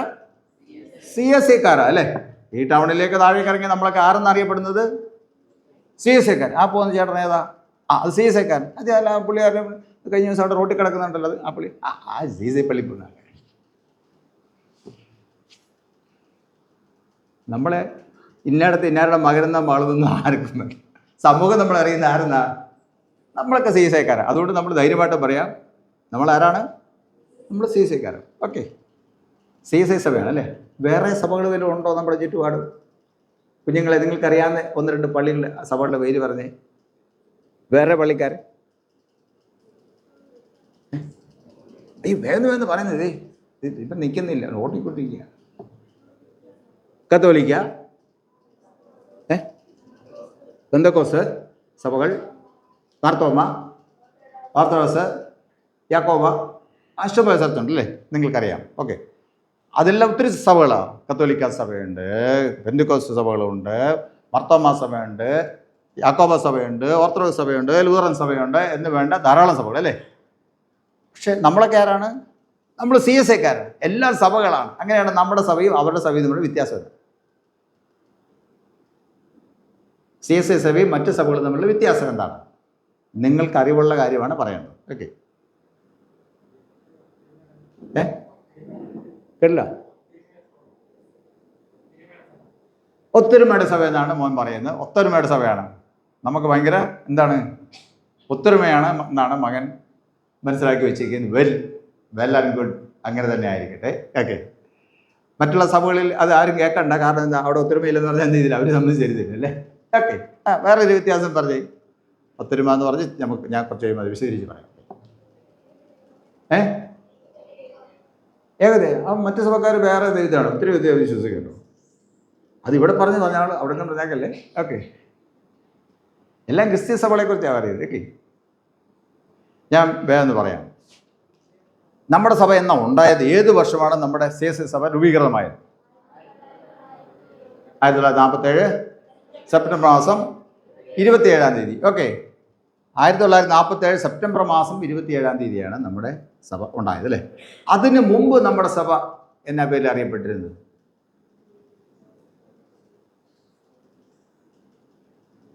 ഇപ്പൊ കത്തീഡ്രൽ പള്ളി 173-ാമത്തെ പ്രതിഷ്ഠയാണ് കൊണ്ടാടിയത് അല്ലേ. ഇവിടെ നമ്മുടെ പേരെഴുതി വെച്ചിരിക്കുന്നത് 1850 എന്നാ ഇവിടെ പള്ളി ഉണ്ടായത് 1850 അല്ല, ഇവിടെ അല്ല, മുകളിൽ മങ്കുമ്പിൽ ആദ്യം 1852ആണോ? 88, 82 1882 നമ്മുടെ ഈ പ്രദേശത്ത് പെയിൻറ്റർ സാഹിബ്, റവറൻ പെയിൻറ്റർ സാഹിബ് ഒന്നിവിടെ സഭ സ്ഥാപിച്ചെന്നാണ്. അപ്പം 1947-ലാണ് CSA ഉണ്ടായത്. അപ്പം അന്ന് നമ്മുടെ സഭ ഏതായിരുന്നു? 47-ന് മുമ്പ് നമ്മുടെ സഭ ഏതായിരുന്നു? CMS എന്ന് പറഞ്ഞാൽ എന്നാ? Church mission society. Okay, church mission society എങ്ങനെയാണ് CSA ആയത്? എങ്ങനെയാണ്? എന്തെങ്കിലും ഐഡിയ? മറ്റ് സഭക്കാരോട് ചോദിച്ചാൽ അവർ പറയും അതോ പത്രോസ് അപ്പോസ്തലൻ അന്ന് തൊട്ടാണ്, പത്രോസ് ശ്ലീഹായാണ് ഞങ്ങളുടെ ശ്ലീഹ, അന്ന് തൊട്ടതാണ് യേശുവിൻ്റെ ശിഷ്യനായിരുന്നു അല്ലേ. പത്രോസ് ശ്ലീഹായാണ് ഞങ്ങളുടെ അന്ന് തൊട്ടുണ്ടെന്ന് പറയും. വേറെ സഭക്കാർ അത് യാക്കോബ് ശ്ലീഹയുടെ അന്ന് തൊട്ടാണ് തുടങ്ങിയെന്ന് പറയും അല്ലേ. നമ്മളിപ്പോൾ നോക്കിയപ്പോൾ 47 തൊട്ട് CSA എന്ത് ചെയ്യുന്നു ഉണ്ടെന്ന്. അതിനു മുമ്പ് CMS ഉണ്ടായിരുന്നു. എങ്ങനെയാണ് CMS CSA ആയത്? എന്തെങ്കിലും ഐഡിയ? ആരെങ്കിലും ചോദിക്കുക എന്നാടാ CSA എന്ന് പറഞ്ഞാൽ എന്നതാണ്? കത്തോലിക്ക എന്നൊക്കെ പറഞ്ഞാൽ ഞങ്ങൾക്ക് CSA എന്ന് പറഞ്ഞാൽ എന്താ? ഒരു പള്ളി പോകാത്ത ഒരാൾ മറ്റു വിശ്വാസമുള്ള ഒരാൾ ചോദിക്കുകയാണ്, എനിക്ക് നിങ്ങളുടെ പള്ളിയിൽ നിന്ന് പറഞ്ഞില്ല, CSA എന്ന് പറഞ്ഞാൽ എന്താ? CSI ഞാൻ പള്ളിയിൽ പോയി അച്ഛനോട് ചോദിച്ചിട്ട് വരാം, അതിനുള്ള സമയമില്ല അവിടെ. അന്നേരം തന്നെ എന്ത് ചെയ്യണം? ഉത്തരം പറയണം അല്ലേ. എന്താ എങ്ങനെയാ ഉണ്ടായത്? പെൺകുട്ടികൾ പറഞ്ഞേ CMS എങ്ങനെ CSI ആയെന്ന ചോദ്യം. ഓക്കെ, CSI സഭകൾ ഏതെല്ലാം സ്റ്റേറ്റിലുണ്ട്? CSI തന്നെ ഫുൾ ഫോം എങ്ങനെയാ? ചർച്ച് ഓഫ് സൗത്ത് ഇന്ത്യ അല്ലേ. ദക്ഷിണേന്ത്യ തിരുസഭ എന്ന് തമിഴിൽ അവർ പറയും, അല്ലെങ്കിൽ ദക്ഷിണേന്ത്യ സഭ എന്ന് പറയും. ദക്ഷിണേന്ത്യയിലുള്ള സഭയാണ് അല്ലേ. ഏതെല്ലാം സ്റ്റേറ്റിലുണ്ട്? കേരളം, തമിഴ്നാട്, ആന്ധ്ര, തെലുങ്കാന, ശ്രീലങ്ക, ജാഫ്ന, കർണാടക അല്ലേ. അത്രയും സ്ഥലങ്ങളുണ്ട്. ദക്ഷിണേന്ത്യൻ സ്റ്റേറ്റുകളിലാണ് അതുള്ളത്. ഓക്കെ, 1947 അത് രൂപീകൃതമായി. ഇതിൻ്റെ പ്രത്യേകത എന്താണ്? മറ്റ് സഭകളുടെ പ്രത്യേകത എന്താണ്? ഇതറിയത്തില്ലാത്തതുകൊണ്ട് ആൾക്കാർ എന്നാ പറയും, എന്താ ചെയ്ത് കഴിഞ്ഞാൽ അവരിങ്ങനെ ഏത് പള്ളി വേണേലും എന്ത് ചെയ്യും, പോയി കളയും നമ്മുടെ ആൾക്കാർ. അവർക്ക് പ്രത്യേകിച്ച് പള്ളിയൊന്നുമില്ല, കാരണം അവർക്ക് അതിനെക്കുറിച്ച് അറിയത്തില്ല. പള്ളിയും വെച്ചൊരു കുരിശുണ്ടെങ്കിൽ എന്ത് ചെയ്യും, അവിടെ കയറിയിരിക്കുക, ആരാധിക്കുക. ഏത് പള്ളിയാണെന്ന് നോക്കത്തെ പോലും ഇല്ല. കാരണം ഇവിടെ ഇരിക്കുന്ന പോലെ നമ്മൾ അവിടെ ഇരിക്കുന്നു. അതുകൊണ്ട് നമുക്ക് പ്രത്യേകിച്ച് ഒരു വ്യത്യാസവും തോന്നത്തില്ല. പിന്നെ കുരിശില്ലെങ്കിലും എന്ത് ചെയ്യും, അവിടെ കയറി. അത് നമ്മുടെ രീതിയാണ്. കാരണം നമ്മുടെ സഭയെക്കുറിച്ച് എന്ത് ചെയ്യത്തില്ല, നമുക്ക് അറിയത്തില്ല. അതുകൊണ്ടാണ് അങ്ങനെ സംഭവിക്കുന്നത്. വേറെ ഏതെങ്കിലും പള്ളിക്കാർ അങ്ങനെ പള്ളി മാറി പോകുന്നുണ്ടോ? വളരെ കുറവാണ്. കാരണം അവർക്ക് അവരുടെ പള്ളിയെക്കുറിച്ചും വിശ്വാസത്തെക്കുറിച്ചും വളരെ ചെറുപ്പത്തിലേ അവർക്ക് അറിവുണ്ട്. അതാണ് എൻ്റെ പ്രത്യേകത. നമ്മൾ 14-ാമത്തെ വയസ്സിലാണ് എന്ത് ചെയ്യുന്നത്, പ്രമാണങ്ങൾ പഠിപ്പിക്കുന്നത്. അതുകൊണ്ട് അതിനു മുമ്പ് പഠിപ്പിക്കേണ്ടതാണ് കുട്ടികളെ. തീർച്ചയായിട്ടും അതിൽ നമ്മൾ കുറെ കൂടെ ശ്രദ്ധിക്കേണ്ടതാണ് എന്ന് പറയാതിരിക്കാൻ തരമില്ലെത്താണ്. ഞാൻ തന്നെ പറയാം. 1947 സെപ്റ്റംബർ മാസം 27-ാം തീയതി മദ്രാസിലുള്ള സെൻറ്റ് ജോർജ് കത്തീഡ്രലിൽ വെച്ച് CSI church of south India എന്ന ഐക്യസഭ രൂപീകരിക്കപ്പെട്ടതായിട്ട് പ്രഖ്യാപിക്കപ്പെട്ടു, അല്ലെങ്കിൽ ഉദ്ഘാടനം ചെയ്യപ്പെട്ടു. അതുവരെ CSIയിൽ അന്ന് വരെ ആ സഭയിൽ അതൊരു യൂണിയൻ ചർച്ചാണ്, അല്ലെങ്കിൽ ഒരു ഐക്യസഭയാണ്. ഐക്യസഭ എന്ന് പറഞ്ഞാൽ മറ്റുള്ള സഭകളിൽ നിന്ന് വ്യത്യാസം എന്ന് പറഞ്ഞാൽ മനസ്സിലാക്കിയിരിക്കേണ്ടത്, ഇത് ഒന്നായി തീർന്ന സഭയാണ്. പല പാരമ്പര്യങ്ങളിൽപ്പെട്ട സഭകൾ ഒന്നായി തീർന്നതാണ് നമ്മുടെ CSI സഭ. മറ്റുള്ള സഭകൾ ഒറ്റ സഭയായിട്ട് നിൽക്കുമ്പോൾ CSI സഭ ഒന്നായി തീർന്ന സഭയാണ്. ഒന്നായി തീർന്ന സഭ. ഏതെല്ലാം സഭകൾ ഒന്നായി? ഏതെല്ലാം സഭാ പാരമ്പര്യങ്ങൾ ഒന്നായി? Anglican, Presbyterian, congregation, Methodist. ഈ 4 പാരമ്പര്യങ്ങളാണ്. നിങ്ങൾക്കറിയാം, ഞാൻ ചോദ്യം ചോദിച്ചപ്പോൾ നിങ്ങൾക്ക് ഇത് ആലോചിച്ചെടുക്കാനായിട്ട് ഉള്ള എനിക്കറിയാം, നിങ്ങൾ പഠിപ്പിച്ചിട്ടുണ്ട്. ഈ വ്യത്യസ്തമായ 4 സഭാ പാരമ്പര്യങ്ങൾ ഒന്നായി തീർന്നാണ് CSI church of south India എന്ന ഐക്യസഭ രൂപീകൃതമായത്. അതിനകത്ത് പ്രധാനപ്പെട്ട സഭാ പാരമ്പര്യങ്ങൾ എന്ന് പറയുന്നത്, ഒന്ന് ആംഗ്ലിക്കൻ പാരമ്പര്യമാണ്, മറ്റൊന്ന് പ്രെസ്ബിറ്റേറിയൻ പാരമ്പര്യമാണ്, മറ്റൊന്ന് കോൺഗ്രിഗേഷണൽ പാരമ്പര്യമാണ്, മറ്റൊന്ന് മെത്തഡിസ്റ്റ് പാരമ്പര്യമാണ്. ഈ 4 പാരമ്പര്യങ്ങളും കൂടെ ഒന്നായി CSI എന്ന ഐക്യസഭ ഉണ്ടായി. നീണ്ട 16-ലധികം വർഷങ്ങൾക്ക് പ്രാർത്ഥനയുടെയും കൂടിയാലോചനയുടെയും കമ്മിറ്റികളിലൊക്കെയും അനന്തരഫലമായിട്ടാണ് എന്ത് ചെയ്യുന്നത്, ഈ ഐക്യസഭ ഉണ്ടായത്. വിശുദ്ധ യോഹന്നാൻ എഴുതിയ സുവിശേഷം 17-ാം അധ്യായത്തിൽ കർത്താവിൻ്റെ മഹാപൗരോഹിത്യ പ്രാർത്ഥനയിൽ കർത്താവ് പ്രാർത്ഥിച്ച പ്രാർത്ഥനയാണ് ഇതിന് ആധാരമായിട്ട് അവരുടെ മനസ്സിൽ പരിശുദ്ധാത്മാവ് പ്രത്യേകമായി അന്നത്തെ ആലോചനയിൽ സഭാപിതാക്കന്മാരുടെ മനസ്സിൽ കൊണ്ടുവന്നത് എന്ന് മറന്നു പോകരുത്. അതിപ്രകാരമാണ് പിതാവിനോടുള്ള പുത്രൻ്റെ പ്രാർത്ഥനയാണ്, പിതാവേ ഞാനും നീ ഒന്നായിരിക്കുന്ന പോലെ അവരും ഒന്നാകേണ്ടത്, നാം ഒന്നായിരിക്കുന്നത് പോലെ അവരും ഒന്നാകേണ്ടത്. ക്രിസ്തുവിൽ വിശ്വസിക്കുന്ന എല്ലാ ആൾക്കാരും ഒന്നായിരിക്കണമെന്ന് കർത്താവ് എന്ത് ചെയ്തു? യേശുമശിഹ എന്ത് ചെയ്തു? പിതാവിനോട് പ്രാർത്ഥിച്ചു. ആ പ്രാർത്ഥനയാണ് നമ്മുടെ ഐക്യത്തിൻ്റെ പ്രധാന പ്രേരക ശക്തിയായി തീർന്നത് എന്ന് നമ്മൾ മറന്നു പോകരുത്. അങ്ങനെ പ്രാർത്ഥിച്ചു. 1947 സഭ രൂപീകൃതമായി. ആംഗ്ലിക്കൻ സഭ എന്ന് പറഞ്ഞാൽ എന്നാ സഭയാ? CMS എങ്ങനെ ആംഗ്ലിക്കൻ എന്നറിയപ്പെടുന്നത്? CMS എന്ന് പറയുന്നത് ചർച്ച് മിഷൻ സൊസൈറ്റി എന്ന് പറയുന്നത് ആംഗ്ലിക്കൻ സഭയുടെ മിഷൻ സംഘടനയാണ്. ഓർത്തോണം, ആംഗ്ലിക്കൻ സഭയുടെ മിഷൻ സംഘടനയാണ് CMS. അവരിവിടെ സഭ സ്ഥാപിച്ചപ്പോൾ ആംഗ്ലിക്കൻ രീതിയാണ് ഇവിടെ, അവരുടെ മാതൃസഭയുടെ വിശ്വാസ രീതിയാണ്, ആരാധന രീതിയാണ് ഇവിടെ കൊണ്ടുവന്നത്. LMS എന്ന് പറയുന്നത് നമ്മുടെ തെക്കൻ കേരളത്തിലൊക്കെ LMS ആയിരുന്നു അല്ലേ, ലണ്ടൻ മിഷൻ എന്ന് പറയുന്നത്. ലണ്ടൻ മിഷൻ്റെ ആരാധന രീതിയിലായിരുന്നു, അത് കോൺഗ്രിഗേഷണൽ രീതിയായിരുന്നു. അതുകൊണ്ട് കോൺഗ്രിഗേഷൻ രീതിയിലുള്ള ആരാധനകളായിരുന്നു അവിടെ ഒന്നായിട്ട് കാണുവാൻ സാധിക്കും. ബാസൽ മിഷനാണ് നമ്മുടെ വടക്കൻ കേരളത്തിലുണ്ടായിരുന്നത്, BMS എന്ന് പറയും. ബാസൽ മിഷൻ്റെ രീതിയാണ് അവിടെ ആരാധനയ്ക്ക് വന്നത്. പ്രത്യേകമാണ് പറയുമ്പോൾ ഈ പാരമ്പര്യങ്ങൾ എന്ന് പറയുന്നത് ആംഗ്ലിക്കൻ എന്ന് പറയുന്നത് എപ്പിസ്കോപ്പൽ പാരമ്പര്യമാണ്. പ്രെസ്ബിറ്റേറിയൻ എന്ന് പറഞ്ഞാൽ അച്ഛന്മാരുള്ള സഭകളാണ്, അവിടെ ബിഷപ്പില്ലാതെ അച്ഛന്മാർ മാത്രമുള്ളതാണ് പ്രെസ്ബിറ്റേറിയൻ സഭ എന്ന് പറയുന്നത്. അച്ഛന്മാരും ബിഷപ്പുമാരും ഇല്ലാത്തതാണ് കോൺഗ്രിഗേഷൻ എന്ന് പറയുന്ന സഭകൾ. ഇതെല്ലാം കൂടെ ഒരുമിച്ച് ചേർന്ന് അച്ഛന്മാരും ബിഷപ്പുമാരും ഉള്ളതും ഇല്ലാത്തതുമായ സഭകൾ പാരമ്പര്യങ്ങളും കൂടെ ചേർന്നാണ് എന്ത് ചെയ്തത്? ഐക്യസഭ ഉണ്ടായത്. അതുകൊണ്ട് ഈ ലോകത്തിലുള്ള മറ്റ് സഭകളിൽ നിന്നൊക്കെ വളരെ വ്യത്യാസമായും വളരെ ശ്രേഷ്ഠമായും നമ്മുടെ സഭ നിൽക്കുന്നു എന്ന് നമ്മൾ മറന്നു പോകരുത്. CSI ഒരു ഐക്യസഭയാണ്, ഐക്യപ്പെടുത്തുന്ന സഭയാണ്. ഐക്യസഭ എന്ന് പറഞ്ഞാൽ ഒന്നായി തീർന്ന സഭയാണ് എന്ന് ഓർത്തോണം. മറ്റുള്ള സഭകളെല്ലാം ഒറ്റ സഭകളാണ്. റോമൻ കാത്തലിക് എന്ന് പറഞ്ഞാൽ റോമൻ കാത്തലിക് മാത്രമേ ഉള്ളൂ, വേറെ ഒരു സഭകളും അതിൻ്റെ അത് ഇല്ല. സിറിയൻ ഓർത്തഡോക്സ് എന്ന് പറഞ്ഞാൽ സിറിയൻ ഓർത്തഡോക്സ് ബാക്ക്ഗ്രൗണ്ടിലുള്ള ആൾക്കാർ മാത്രമേ അതിൻ്റെ അകത്തുള്ളൂ, വേറെ ആൾക്കാർ അതിൻ്റെ അത് ഇല്ല, വേറെ സഭകളിലെ കൂടിച്ചേരുക അതിൻ്റെ അകത്ത് ഇല്ല.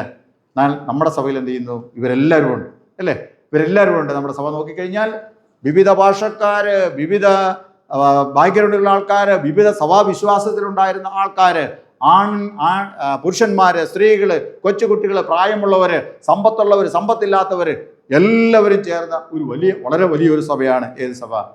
നമ്മുടെ CSI സഭ എന്ന് പറയുന്ന സഭ. അവിടെ വ്യത്യാസങ്ങൾ ഒന്നുമേ ഇല്ല.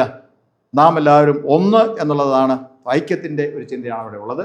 അത് നമ്മുടെ ദൈനംദിന ജീവിതത്തിലും കുടുംബജീവിതത്തിലും സഭാജീവിതത്തിലും പാലിപ്പാൻ നമ്മൾ ബാധ്യതപ്പെട്ടിരിക്കുന്നു എന്ന് നമ്മൾ മറന്നു പോകും. ഓക്കെ, സക്രമന്ത് എത്രയുണ്ട് മക്കളെ? സക്രമന്ത് ഏതെല്ലാം? സ്നാനവും തിരുവത്താഴവും. ഓക്കെ, ഈ വേദപുസ്തകത്തിൽ എത്ര പുസ്തകമുണ്ട് മക്കളെ? 66. ഓക്കെ, ഇതിനകത്ത് കൽപ്പനകളൊക്കെ അറിഞ്ഞിട്ടുണ്ട്. ഇത് എന്നാന്നാണ് നമ്മൾ അറിയപ്പെടുന്നത്? സത്യവേദപുസ്തകമാണ്, ദൈവത്തിൻ്റെ വചനമാണ്. എന്താണ്? ദൈവത്തിൻ്റെ വചനമാണ്. ദൈവത്തിൻ്റെ കൽപ്പനകൾ, പ്രമാണങ്ങളൊക്കെ എന്ത് ചെയ്യുന്നു? ഇതിനകത്ത് രേഖപ്പെടുത്തിയിട്ടുണ്ടല്ലേ. ഇത് ഞാൻ എന്താ പറഞ്ഞു, നമുക്ക് ദൈവത്തിന് ഇഷ്ടമുള്ള കാര്യങ്ങൾ എന്താണെന്ന് എവിടെ രേഖപ്പെടുത്തിയിരിക്കുന്നു? ഈ വേദപുസ്തകത്തിൽ രേഖപ്പെടുത്തിയിട്ടുണ്ട് അല്ലേ. നമ്മൾ ദൈവത്തിന് ഇഷ്ടമുള്ളവരായിട്ട് ജീവിക്കണം നമ്മൾ ആഗ്രഹം അല്ലേ. അങ്ങനെ ദൈവത്തിന് ഇഷ്ടം ധരിച്ചാണെങ്കിൽ എന്ത് ചെയ്യണം? വേദപുസ്തകം നമ്മൾ വായിക്കണം. ഓക്കെ, സുവിശേഷം ഏതായിരുന്നു അച്ഛൻ വായിച്ചത്? യോഹന്നാന്റെ സുവിശേഷം. ഓക്കെ, റെഫറൻസ് ഒന്നും ഓർക്കണ്ട. എന്നതായിരുന്നു എൻ്റെ അടുത്ത് പറഞ്ഞിരിക്കുന്നത്?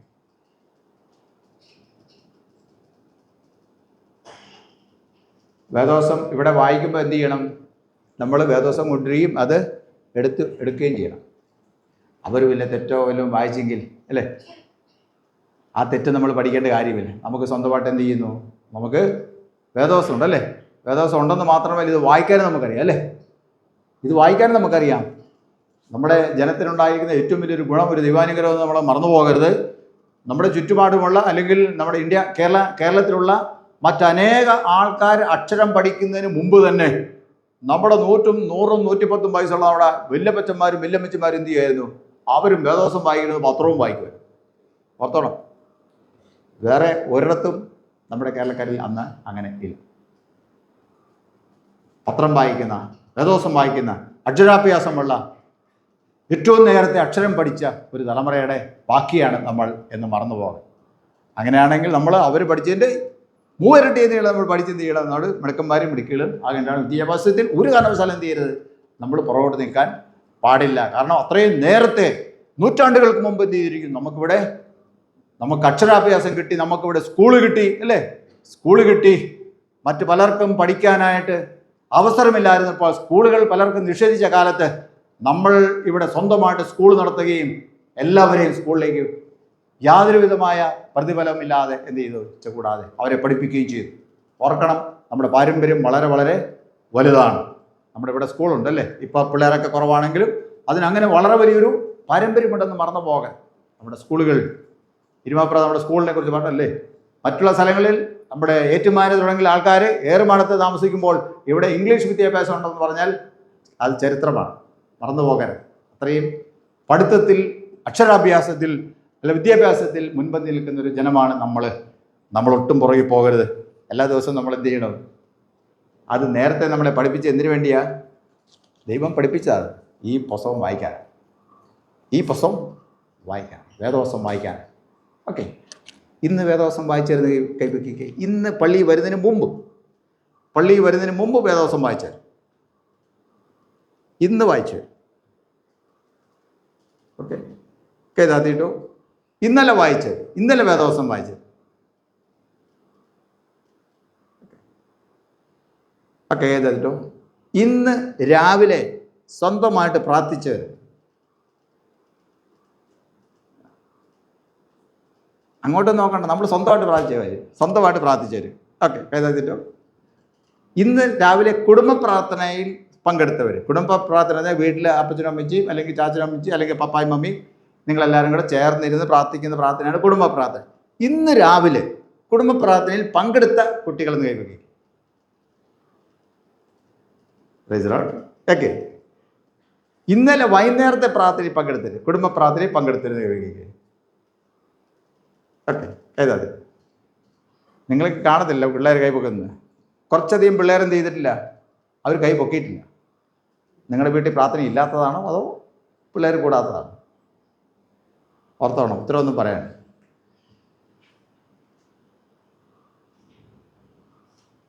ഇന്ന് തൊട്ട് നിങ്ങൾക്കൊരു ഉത്തരവാദിത്തമുണ്ട്. നിങ്ങൾ എന്ത് ചെയ്യണം? നിങ്ങളായിരിക്കണം വീട്ടിലെ പ്രാർത്ഥന എന്ത് ചെയ്യണം? ലീഡ് ചെയ്യേണ്ടത്. രാവിലെയും വൈകുന്നേരം എന്ത് ചെയ്തോണം? നിങ്ങൾ പ്രാർത്ഥിക്കാനൊരു സമയം നിശ്ചയിച്ചിട്ട് എന്ത് ചെയ്യണം? ഒരു ബെല്ലൊക്കെ മേടിച്ച് വെച്ചോ. അത് ബെല്ലടിച്ചേക്കുക. എന്നിട്ട് എല്ലാവരും പ്രാർത്ഥിക്കാൻ വരാൻ പറയാം. നിങ്ങൾക്കറിയാവുന്ന രാവിലെയുള്ള സ്തുതിഗീതങ്ങൾ രാവിലെ പാടുക.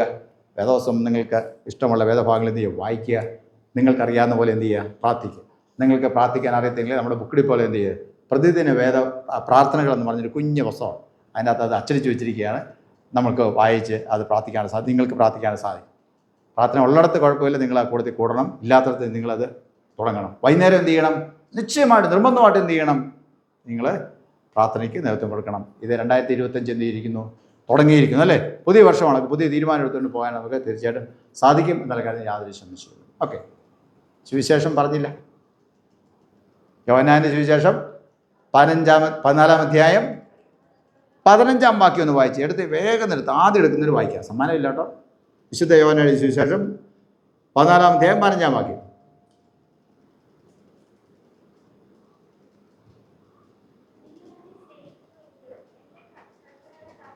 ഒന്നുകൂടെ വായിച്ചേ. നിങ്ങൾ എന്നെ സ്നേഹിക്കുന്നുവെങ്കിൽ എൻ്റെ കൽപ്പനകളെ കാത്തുകൊള്ളും. നിങ്ങൾ ആരെ സ്നേഹിക്കുന്നുണ്ടെന്ന്, ദൈവത്തെ സ്നേഹിക്കുന്ന പറഞ്ഞിരിക്കും അല്ലേ. നിങ്ങൾ ദൈവത്തെ സ്നേഹിക്കുന്നുണ്ടോ? പുസ്തകം മടക്കിക്കേ. ദൈവത്തെ സ്നേഹിക്കുന്നുണ്ടോ? ദൈവത്തെ സ്നേഹിക്കുന്നവർ കൈവക്കിക്കേ. എല്ലാവരും ദൈവത്തെ സ്നേഹിക്കുന്നവരല്ലേ. എന്ത് ചെയ്യണം നിങ്ങൾ? ഏതാത്തിട്ടോ എന്ത് ചെയ്യണം? ഇപ്പോൾ വാക്യനെ വായിച്ച്. അയ്യോ, അത്രയും മറവി കൊള്ളത്തില്ല. ഒന്നാമത് എനിക്കാണ് ഏറ്റവും മറവിയെന്ന് ഞാൻ വിചാരിച്ചു. എന്നെക്കാൾ മറവി നിങ്ങൾക്ക് കൊള്ളത്തില്ല. ഓക്കെ, ദൈവത്തെ സ്നേഹിക്കുന്നുവെങ്കിൽ, നിങ്ങൾ എന്നെ സ്നേഹിക്കുന്നുവെങ്കിൽ എൻ്റെ കൽപ്പനകളെ കാത്തുകൊള്ളും അല്ലേ. കൽപ്പന എത്രയാ? 10 അനുസരിക്കുന്നെങ്കിൽ മാത്രമേ നിങ്ങൾക്ക് എന്ത് ചെയ്യാൻ പറ്റത്തുള്ളൂ, ദൈവത്തെ സ്നേഹിക്കാൻ പറ്റത്തുള്ളൂ. അത് ഇവിടെ പറയുന്നത് യേശു പറഞ്ഞ കാര്യമാണ് കേട്ടോ, മറന്നു പോകരുത്. യോഹന്നാന്റെ സുവിശേഷം 14-15 ഓർത്തിരിക്കാൻ പറ്റിയൊരു റെഫറൻസ് ആണ്. യോഹന്നാൻ 14-15. യോഹന്നാൻ 14-15 എന്താ വാക്യം? നിങ്ങൾ എന്നെ സ്നേഹിക്കുന്നുവെങ്കിൽ എൻ്റെ കൽപ്പനകളെ കാത്തുകൊള്ളും. കൽപ്പന കാക്കുക എന്ന് പറഞ്ഞാൽ കൽപ്പന അനുസരിക്കുക എന്നാണ് എൻ്റെ അർത്ഥം. കൽപ്പന കാക്കുക എന്ന് പറഞ്ഞാൽ അനുസരിക്കുകയാണ്. അപ്പോൾ ദൈവത്തിൻ്റെ കൽപ്പന അനുസരിച്ചാൽ നമുക്ക് എന്ത് ചെയ്യാൻ സാധിക്കും? ദൈവത്തെ നമുക്ക് സ്നേഹിക്കാൻ സാധിക്കും. ദൈവത്തെ സ്നേഹിക്കാനാണ് സാധിക്കും. അപ്പോൾ കൽപ്പന അനുസരിക്കുന്നില്ലെങ്കിൽ സ്നേഹിക്കുന്നുണ്ടെന്ന് പറഞ്ഞാലും അതിന് അർത്ഥമില്ല. അപ്പോൾ കൽപ്പനകൾ അനുസരിക്കുക അല്ലേ. നിങ്ങളെങ്ങനെ എന്നിവിടെ വന്നേ? 14 വയസ്സായെന്ന് പറഞ്ഞു അല്ലേ, അല്ലെ 15 വയസ്സായെന്ന് പറഞ്ഞു. നിങ്ങളെങ്ങനെ ഇവിടെ വന്നേ? നിങ്ങൾ എന്തിനാ വന്നേ?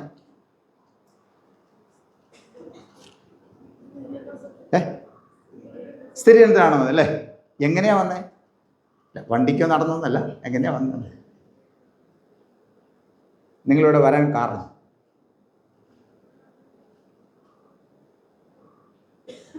എന്തെങ്കിലും ഐഡിയ കിട്ടുന്നുണ്ടോ? ഓക്കെ, ഞാൻ തന്നെ പറയാം. നിങ്ങളുടെ സ്നാന സമയത്ത് എന്നാ സ്നാനം? എത്ര വർഷം മുമ്പാ നിങ്ങളുടെ സ്നാനം എന്നായിരുന്നു? തീയതി എന്നും പറയണ്ട, എത്ര വർഷം മുമ്പാ? അയ്യോ, എത്ര വർഷം മുമ്പാ? 14 വർഷങ്ങൾക്ക് മുമ്പ്. അതാണ് ആദ്യം ഞാൻ 14 വയസ്സിൻ്റെയൊക്കെ കാര്യം പറഞ്ഞത് കേട്ടോ. ഇന്നേക്ക് 14 വർഷം മുമ്പ് നിങ്ങളെന്ത് ചെയ്തു? സ്നാനപ്പെടുത്തി അല്ലേ. നിങ്ങൾ കുഞ്ഞായിട്ട്, തീരെ പൊടിക്കുഞ്ഞായ സമയത്ത് നിങ്ങളുടെ പേരൻസ് എന്ത് ചെയ്തു? മാതാപിതാക്കന്മാർ നിങ്ങളെ പള്ളിയിൽ കൊണ്ടുവന്നപ്പോൾ നിങ്ങൾ സാധാരണ ഒരു മനുഷ്യക്കുഞ്ഞാൻ, സാധാരണ ഒരു കുഞ്ഞാൻ, ലോകത്തിലുള്ള എല്ലാ കുഞ്ഞുങ്ങളെയും പോലെ നിങ്ങളും ഒരു കുഞ്ഞാൻ. ഇവിടെ കൊണ്ടുവന്ന് നിങ്ങളെ സ്നാനപ്പെടുത്തി, വിശുദ്ധ ബപ്തിസ്മ നടത്തി, അല്ലെങ്കിൽ വിശുദ്ധ സ്നാനം നടത്തി. നിങ്ങൾ ആരായി തീർന്നു? ദൈവമാണ് മകനായിട്ട്, മകളായിട്ട്, ദൈവ പൈതലായിട്ട് തീർന്നു. അതുവരെ നിങ്ങൾ സാധാരണ ഒരു ലോകപ്രകാരമുള്ള ഒരു കുഞ്ഞായിരുന്നു. നിങ്ങളിവിടെ വന്ന് വിശുദ്ധ ബപ്തിസ്മ കഴിഞ്ഞപ്പോൾ നിങ്ങൾ ആരായി തീർന്നു? ദൈവ പൈതലായിട്ട് തീർന്നു. ദൈവ മകനായിട്ട്, ദൈവ മകളായിട്ട് തീർന്നു. സ്നാനം കഴിഞ്ഞ് ഇവിടെ കൊണ്ടുവന്ന് നിങ്ങൾ എന്ത് ചെയ്തു? അച്ഛൻ എന്ത് ചെയ്തു? അന്നത്തെ അച്ഛൻ നിങ്ങളെ മേടിച്ച് ഈ മേശ വെച്ച് നിങ്ങളെ പ്രാർത്ഥിച്ചു. കർത്താവേ, ഈ പൈതലിനെ ഇവിടെ അങ്ങേക്ക് സമർപ്പിക്കുന്നു. ഇവൻ എന്നേക്കും അങ്ങേക്കുള്ളവരാണ്ടിരിക്കണമേ, അവനെ കാത്തുകൊള്ളണമേ, അനുഗ്രഹിക്കണമേ എന്നൊക്കെ പറഞ്ഞ് നിങ്ങളെ ദൈവസ്ഥലങ്ങളിൽ അവിടെ കൊണ്ടുവച്ച് സമർപ്പിച്ച് പ്രാർത്ഥിച്ചു. നിങ്ങളെ ദൈവാലയത്തിൽ നിങ്ങളെ സമർപ്പിച്ചു, പ്രാർത്ഥിച്ചു. എന്നിട്ട് തിരിച്ചെന്ത് ചെയ്തു? നിങ്ങളുടെ മാതാപിതാക്കന്മാർക്ക് തിരിച്ചു കൊടുത്തു. എന്നിട്ട് പറഞ്ഞു, ഈ കൊച്ചിനെ കൊണ്ടുപോയി വളർത്തിക്കോണം. അങ്ങനെയാണ് പറഞ്ഞു കേട്ടോ. വളർത്തിക്കോണം അങ്ങനെയുള്ള വാക്ക് ഉപയോഗിച്ചിട്ടില്ലായിരിക്കും. എന്നാലും എൻ്റെ സംഗതി എങ്ങനെയാണ്? ഈ കൊച്ചിനെ തന്നുവിടുകയാണ്. ഈ കൊച്ച് ആരാണ്? ദൈവ പൈതലാണ്. നിങ്ങളിങ്ങോട്ട് കൊണ്ടുവന്ന കൊച്ചല്ലേ ഇത്? ദൈവ പൈതലാണ്. ദൈവത്തിന് വേണ്ടി തിരിക്കുന്നു. ഇവിടെ സമർപ്പിച്ച കൊച്ചിനെ ദൈവപൈതലായിട്ട് വളർത്താൻ നിങ്ങളുടെ കൈ തന്നുവിടുകയാണ്. സൂക്ഷിച്ച് കൊച്ചിനെ വളർത്തിക്കൊണ്ട് ഈ കൊച്ചു ഒരു കാരണവശാലും എന്ത് ചെയ്യരുത്, വഴിതെറ്റിപ്പോകാൻ ഇടയാകരുത്. അതിന് നിങ്ങൾ നിങ്ങളുടെ ജീവിതത്തിൽ എന്ത് ചെയ്യണം? ചില പ്രമാണങ്ങൾ നിങ്ങൾ അനുസരിക്കണം, ചിലത് നിങ്ങൾ ഉപേക്ഷിക്കണം. നിങ്ങളുടെ കൂടെ ഈ നിങ്ങളുടെ മാതാപിതാക്കന്മാരുണ്ടായിരുന്നു, പിന്നെ വേറെ കുറച്ച് ആൾക്കാരുണ്ടായിരുന്നു. അവരാരാ? ജ്ഞാനമാതാക്കന്മാരുണ്ടായിരുന്നു അല്ലേ? ഈ കുഞ്ഞുങ്ങളുടെ മാതാപിതാക്കന്മാരുടെ കൈവക്കിക്കേ എന്ന് വന്നിട്ടുള്ളവർ, കുഞ്ഞുങ്ങളുടെ മാതാപിതാക്കന്മാർ കൈവക്കിക്കേ. ഓക്കെ, കൈതാതെ ജ്ഞാനമാതാപിതാക്കന്മാർ കൈവക്കിക്കേ. ജ്ഞാനമാതാക്കന്മാർ ഓക്കെ, താങ്ക് യു. കൊള്ളാം. നിങ്ങളെ പ്രത്യേകിച്ച് ഞാൻ അക്കാര്യത്തിൽ അഭിനന്ദിക്കുന്നു. അന്ന് പറഞ്ഞു വിട്ടു, ഈ കൊച്ച് ഏറ്റവും നല്ലൊരു പൈതലായിട്ട്, ദൈവ പൈതലായിട്ട് ഇവനെ വളർത്തിക്കൊണ്ടുവരണം. ഇവൻ നല്ല സുഹൃത്തോടെ എന്ത് ചെയ്യണം? വളർത്തിക്കൊണ്ടു. ഇവന് വളരെ നല്ലൊരു സാഹചര്യം എന്ത് ചെയ്യണം? നിങ്ങളുടെ വീട്ടിൽ ഉണ്ടാക്കണം. ഈ കൊച്ചിനെ കർത്താവിൻ്റെ പ്രാർത്ഥന പഠിപ്പിക്കണം, 10 കൽപ്പന പഠിപ്പിക്കണം, വിശ്വാസ പ്രമാണം പഠിപ്പിക്കണം. പിന്നെ ഒരു ക്രിസ്ത്യാനി തൻ്റെ ആത്മാവിൻ്റെ സൗഖ്യത്തിനെ അറിഞ്ഞ് വിശ്വസിക്കണം. സകല സംഗതികളും ഈ കൊച്ചിനെ പഠിപ്പിക്കണം. ഈ കൊച്ചിനെ ഈ കാര്യങ്ങളെല്ലാം പഠിപ്പിക്കാനും ചെയ്യുവാനും പഠിപ്പിച്ചതിന് ശേഷം സ്ഥിരീകരിപ്പാനായിട്ട് എപ്പിസ്കോപ്പയുടെ അടുക്കൽ കൊണ്ടുചെല്ലാനും നിങ്ങൾ കരുതിക്കൊള്ളണം. ഈ കാര്യങ്ങളെല്ലാം പഠിപ്പിക്കാനും ചെയ്യുവാനും നിങ്ങൾ ബദ്ധശ്രദ്ധരായിരിക്കുമോ എന്ന് ചോദിച്ചു. തീർച്ചയായിട്ടും ഞങ്ങൾ ചെയ്യും അച്ഛാന്ന് പറഞ്ഞ രീതി നിങ്ങളെ കൊണ്ട് പോയതാണ്. എന്നാ പോയത്? 14 വർഷത്തിന് മുമ്പ് 2 പിള്ളേരുടെ അവർ 15 വർഷത്തിന് മുമ്പ് കൊണ്ടുപോയി. ഇപ്പം എന്തിനു വന്നിരിക്കുകയാണ്? ഈ കാര്യങ്ങളെല്ലാം ചെയ്തതിന് ശേഷം എന്തിനു വന്നിരിക്കുകയാണ്? എന്തിനു കൊണ്ടുവന്നിരിക്കുകയാണ്? അതാ ചോദിച്ചു. മാതാപിതാക്കന്മാരിവിടെ വന്നിട്ടുണ്ട്, ജ്ഞാനമാതാപിതാക്കന്മാർ വന്നിട്ടുണ്ട്. അവരെല്ലാം കൂടെ ചേർന്ന് നിങ്ങൾ എന്തിരിക്കുകയാണ്? ഇവിടെ കൊണ്ടുവന്നിരിക്കുകയാണ്. അപ്പം നിങ്ങൾ ആ കാര്യങ്ങൾ പഠിച്ചിട്ടുണ്ടാവാം. അന്ന് നിങ്ങളുടെ പേരൊക്കെ നിങ്ങളുടെ മാതാപിതാക്കന്മാരും ജ്ഞാനമാതാക്കന്മാരും എന്ത് ചെയ്തിട്ടുണ്ട്? ചില പ്രതിജ്ഞകൾ എടുത്തിട്ടുണ്ടായിരുന്നു അല്ലേ? എന്തെങ്കിലും ഓർമ്മയുണ്ടോ?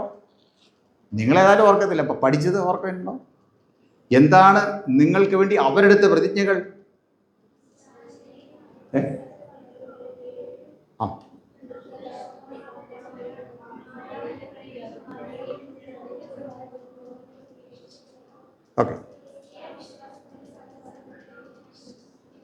ഓക്കെ, നിങ്ങൾ പഠിച്ചിട്ടുണ്ട്. ഓക്കെ, മിടുക്കന്മാരും മിടുക്കികളും. അത് അവരന്ന് നിങ്ങൾക്ക് വേണ്ടി ഏറ്റെടുത്ത പ്രതിജ്ഞകളാണ് അല്ലേ? ഇന്നത്തെ പ്രത്യേകത എന്താ നിങ്ങളെ സംബന്ധിച്ച്?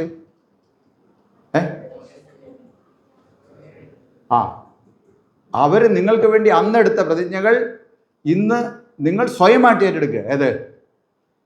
ഇവിടെ കുറച്ച് കഴിയുമ്പോൾ ഇതിൻ്റെ ചോദ്യങ്ങളുണ്ട്. അതിന് ചിലത് നിങ്ങൾ ചില പ്രതിജ്ഞകളാണ്, നിങ്ങൾ ചിലത് ഉപേക്ഷിക്കുന്നു, ചിലത് സ്വീകരിക്കുന്നു, ചിലത് സമ്മതിക്കുന്നു, ചില വാഗ്ദത്തം ചെയ്യുന്നു, ദൈവസഹായത്താൽ ചില കാര്യങ്ങൾ ചെയ്യുമെന്ന് പറയുന്നു. അങ്ങനെ ധാരാളം കാര്യങ്ങൾ എന്ത് ചെയ്യുന്നുണ്ട്? പ്രതിജ്ഞ ചെയ്യുകയാണ്. അത് നിങ്ങൾക്ക് വേണ്ടി, അതിൽ പലതും നിങ്ങൾക്ക് വേണ്ടി നിങ്ങളുടെ ജ്ഞാനമാതാക്കന്മാർ അന്ന് എടുത്തതാണ്. മനസ്സിലായല്ലോ? നിങ്ങൾ നല്ല പാതയിൽ വരാൻ നിങ്ങളെ ദൈവ പൈതലാക്കി തീർത്തുകൊണ്ട് ഒരു ദൈവ പൈതൽ എങ്ങനെ ജീവിക്കണം എന്നുള്ളതിനെക്കുറിച്ചുള്ള കാര്യങ്ങളാണ് നിങ്ങൾ പഠിച്ചിരിക്കുന്നത് അല്ലേ? അത് നിങ്ങൾ ആ ഉത്തരവാദിത്തങ്ങൾ സ്വയമായിട്ട് ഏറ്റെടുക്കുന്ന സുദിനമാണ് ഇന്ന്.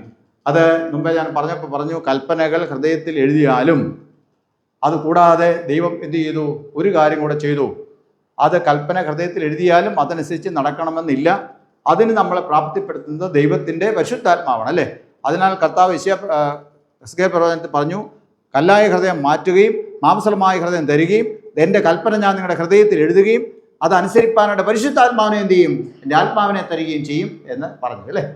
അപ്പം നിങ്ങൾ എന്ത് ചെയ്യുന്നു? നിങ്ങളെ ഈ കൽപ്പനകളെല്ലാം എന്ത് ചെയ്തിരിക്കുന്നു?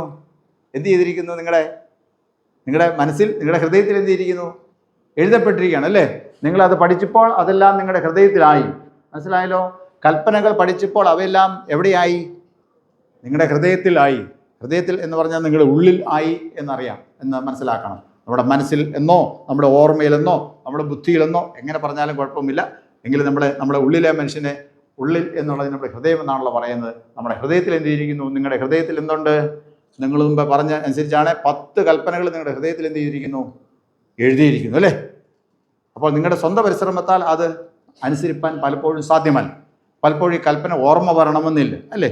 അപ്പോൾ അതിന് നമ്മൾ അങ്ങനെ സഹായിക്കുന്നത് ആരാണ്? ദൈവത്തിൻ്റെ പരിശുദ്ധാത്മാവാണ്. എസ്കേൽ പ്രവചനത്തിൽ ദൈവത്തിൻ്റെ ആത്മാവിനെ നൽകും, അതനുസരിപ്പാൻ നിങ്ങളെ പ്രാപ്തിപ്പെടുത്തുമെന്ന് ഇസ്രായേൽ മക്കൾ പറഞ്ഞെങ്കിൽ അതേ ദൈവം തന്നെ എന്ത് ചെയ്തിരിക്കുന്നു?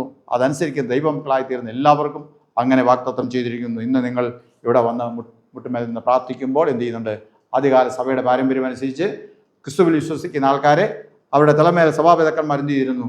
തലമേൽ കൈവച്ച് പ്രാർത്ഥിച്ച് അവരെ അനുഗ്രഹിച്ച് വിടുന്നതായിട്ട് നമ്മൾ വായിക്കുന്നു. ദൈവത്തിൻ്റെ പരിശുദ്ധാത്മാവിൻ്റെ അധിവാസം ശക്തി ലഭിക്കുന്നതിന് വേണ്ടി അവർ പ്രാർത്ഥിച്ചതായിട്ട് വേദവസം വായിക്കുന്നു. അതിൻ്റെ തുടർച്ചയായിട്ടാണ് നമ്മൾ എന്ത് ചെയ്യുന്ന കാര്യം ചെയ്യുന്നത്. അങ്ങനെയാണ് നിങ്ങളിവിടെ വന്നത്. അന്ന് നിങ്ങൾക്ക് വേണ്ടി എടുത്ത പ്രതിജ്ഞകൾ ഇന്ന് സ്വയമായിട്ട് ഏറ്റെടുക്കുന്ന ദിവസമാണ്. 14 വർഷങ്ങൾക്ക് മുമ്പാണ് നിങ്ങളെ പ്രതിജ്ഞ നിങ്ങൾക്ക് വേണ്ടി അവരെടുത്തത്. അത് നിങ്ങൾ നിറവേറ്റാനായിട്ട് ഇവിടെ വന്നിരിക്കുകയാണ്. അല്ലെങ്കിൽ മാതാപിതാക്കന്മാരും ജ്ഞാനമാതാക്കന്മാരും എന്ത് ചെയ്തിരിക്കുന്നു? നിങ്ങളെ സ്ഥിരീകരിക്കാനായിട്ട് എപ്പിസ്കോപ്പയെ കൊണ്ടുവന്നിരിക്കുക. എപ്പിസ്കോപ്പാരാ? ബിഷപ്പ് അല്ലേ? ബിഷപ്പിൻ്റെ അടുത്ത് കൊണ്ടുവരികയാണ്. അപ്പോൾ നമ്മൾ പ്രാർത്ഥനയോടെ നിങ്ങൾ വന്നിരിക്കുകയാണ്. രാവിലെ നിങ്ങൾ വന്നു, വളരെ സന്തോഷമുണ്ട്. വാക്യം ഒന്നുകൂടെ പറയട്ടെ. വിശുദ്ധ യോഹന്നാൻ എഴുതിയ ശേഷം 14-ാം അധ്യായം 15-ാം വാക്യം പറഞ്ഞു. നിങ്ങൾ 99% കുട്ടികളും കൃത്യമായിട്ട് എന്ത് ചെയ്യുന്നുണ്ട്? പുസ്തകം റെഫറൻസ് നോക്കുന്നുണ്ട്. അത് എനിക്ക് വളരെ സന്തോഷമുണ്ട്. യോഹന്നാൻ പറയുമ്പോൾ ആൾക്കാർ ഉൽപ്പത്തി തൊട്ട് തപ്പുന്ന പല കുട്ടികളെയും കണ്ടിട്ടുണ്ട്. അതിൽ നിന്ന് വ്യത്യസ്തമായി ഈ കുഞ്ഞുങ്ങൾ പൊടിക്കുഞ്ഞുങ്ങളാണെങ്കിലും എന്ത് ചെയ്യുന്നുണ്ട്? അവർ കൃത്യമായിട്ട് യോഹന്നാൻ്റെ സുവിശേഷം അവർക്ക് പരിചയമുണ്ട്. പ്രത്യേകിച്ച് സൺഡേ സ്കൂൾ അധ്യാപകരെയും നിങ്ങളുടെ പേരൻസിനെയും ബഹുമാനപ്പെട്ട അച്ഛനെയും ഞാൻ ഈ സമയത്ത് അഭിനന്ദിക്കുകയും ചെയ്യുന്നു. വായിച്ച മക്കളെ, നിങ്ങൾ എന്നെ സ്നേഹിക്കുന്നുവെങ്കിൽ എൻ്റെ കൽപ്പനകളെ കാത്തുകൊള്ളും. നിങ്ങൾ എന്നെ സ്നേഹിക്കുന്നുവെങ്കിൽ എൻ്റെ കൽപ്പനകളെ കാത്തുകൊള്ളും. ഇതെന്താണ്? ഇങ്ങോട്ട് നോക്കിയേ. എന്താണ്? ദൈവത്തിൻ്റെ വചനമാണ്. ദൈവത്തിന് നമ്മോട് പറയേണ്ട കാര്യങ്ങൾ എന്ത് ചെയ്തിരിക്കുന്നു? ഇതിൻ്റെ അകത്ത് രേഖപ്പെടുത്തിയിരിക്കുന്നു. നമുക്ക് അറിയണം. എന്ത് ചെയ്താൽ മതി? ഇത് നമ്മൾ വായിക്കണം. ഇതെല്ലാ ദിവസവും വായിക്കണമെന്ന് എന്ത് ചെയ്തിരിക്കുന്നു? ദൈവം നമ്മളെക്കുറിച്ച് ആഗ്രഹിക്കുന്നു. ഇതിൻ്റെ അകത്ത് എഴുത്തുകൾ വളരെ പ്രത്യേകതയാണ്. ചിലത് സങ്കീർത്തനങ്ങൾ, പാട്ടുകളാണ് അല്ലേ? ദൈവവചനം നമ്മോട് സംസാരിക്കുന്ന, നമുക്ക് വേണ്ടി എഴുതപ്പെട്ടിരിക്കുന്ന വചനങ്ങൾ വ്യത്യസ്ത രൂപത്തിൽ, ഭാവത്തിലാണ് ഇത് രേഖപ്പെടുത്തിയിരിക്കുന്നത്. ചിലത് ചരിത്രമാണ്, ചിലത് പദ്യമാണ്, ചിലത് ഗദ്യമാണ്, ചിലത് യുദ്ധങ്ങളെക്കുറിച്ചുള്ള കഥകളാണ്, ചിലത് രാജാക്കന്മാരുടെ വീരചരിതങ്ങളാണ്, ചിലത് എഴുത്തുകളാണ്, ചിലത് പ്രസംഗങ്ങളാണ്. എല്ലാം രീതിയിലും നമ്മളോട് പറയാനുള്ള കാര്യങ്ങൾ നമുക്ക് വേണ്ടി എന്ത് ചെയ്തിരിക്കുന്നു? ദൈവം തൻ്റെ പരിശുദ്ധാത്മാവിൽ എഴുതി നമുക്ക് തന്നിരിക്കുകയാണ്. വായിക്കുക, നമ്മളതിന് മനസ്സിലാക്കുക. കൽപ്പനകൾ പ്രമാണിക്കണമെങ്കിൽ ദൈവത്തിൻ്റെ ഇഷ്ടം നമ്മൾ എന്ത് ചെയ്യണം? ദൈവത്തിൻ്റെ കൽപ്പന ഏതാണെന്ന് മനസ്സിലാക്കണം. അത് നമ്മൾ ഇതിൻ്റെ അകത്ത് രേഖപ്പെടുത്തും. ദൈവത്തിൻ്റെ ഇഷ്ടം അനുസരിച്ച് ജീവിക്കണമെങ്കിൽ എന്ത് ചെയ്യണം? ദൈവത്തിൻ്റെ ഇഷ്ടം നമ്മൾ മനസ്സിലാക്കണം. അതെവിടെ പറഞ്ഞിരിക്കുന്നു? അത് ഈ വേദവസ്തുവിൽ പറഞ്ഞു. അതുകൊണ്ട് ദൈവവചനം ശ്രദ്ധയോടെ വായിച്ച് അനുഗ്രഹിക്കപ്പെട്ടവരായി തീരുവാൻ ദൈവം നിങ്ങളെ സഹായിക്കുമാറാകട്ടെ. എല്ലാ ദിവസവും വേദവസ്തും വായിക്കുകയും പ്രാർത്ഥിക്കുകയും ചെയ്യണം. അത് നിങ്ങളുടെ ജീവിതത്തിൽ വളരെ വലിയ മാറ്റങ്ങൾ വരുത്തും എന്നതിന് യാതൊരു സംശയമില്ല. വേദവസ്തും വായിക്കാത്ത, പ്രാർത്ഥിക്കാത്ത ഒരു ദിവസവും എന്ത് ചെയ്യരുത്? കുഞ്ഞുങ്ങളെ നിങ്ങളുടെ ജീവിതത്തിൽ ഉണ്ടാകരുത്. ഉത്സാഹിച്ച് എന്ത് ചെയ്യണം? പഠിക്കണം അല്ലേ? ദൈവമക്കൾ ഒരു കാര്യത്തിലും എന്ത് ചെയ്യരുത്? പുറകോട്ട് നിൽക്കണം. പഠനത്തിൽ, നല്ല ജീവിത രീതിയിൽ, ശൈലിയിൽ നിങ്ങൾ മുന്നിട്ട് നിൽക്കുക.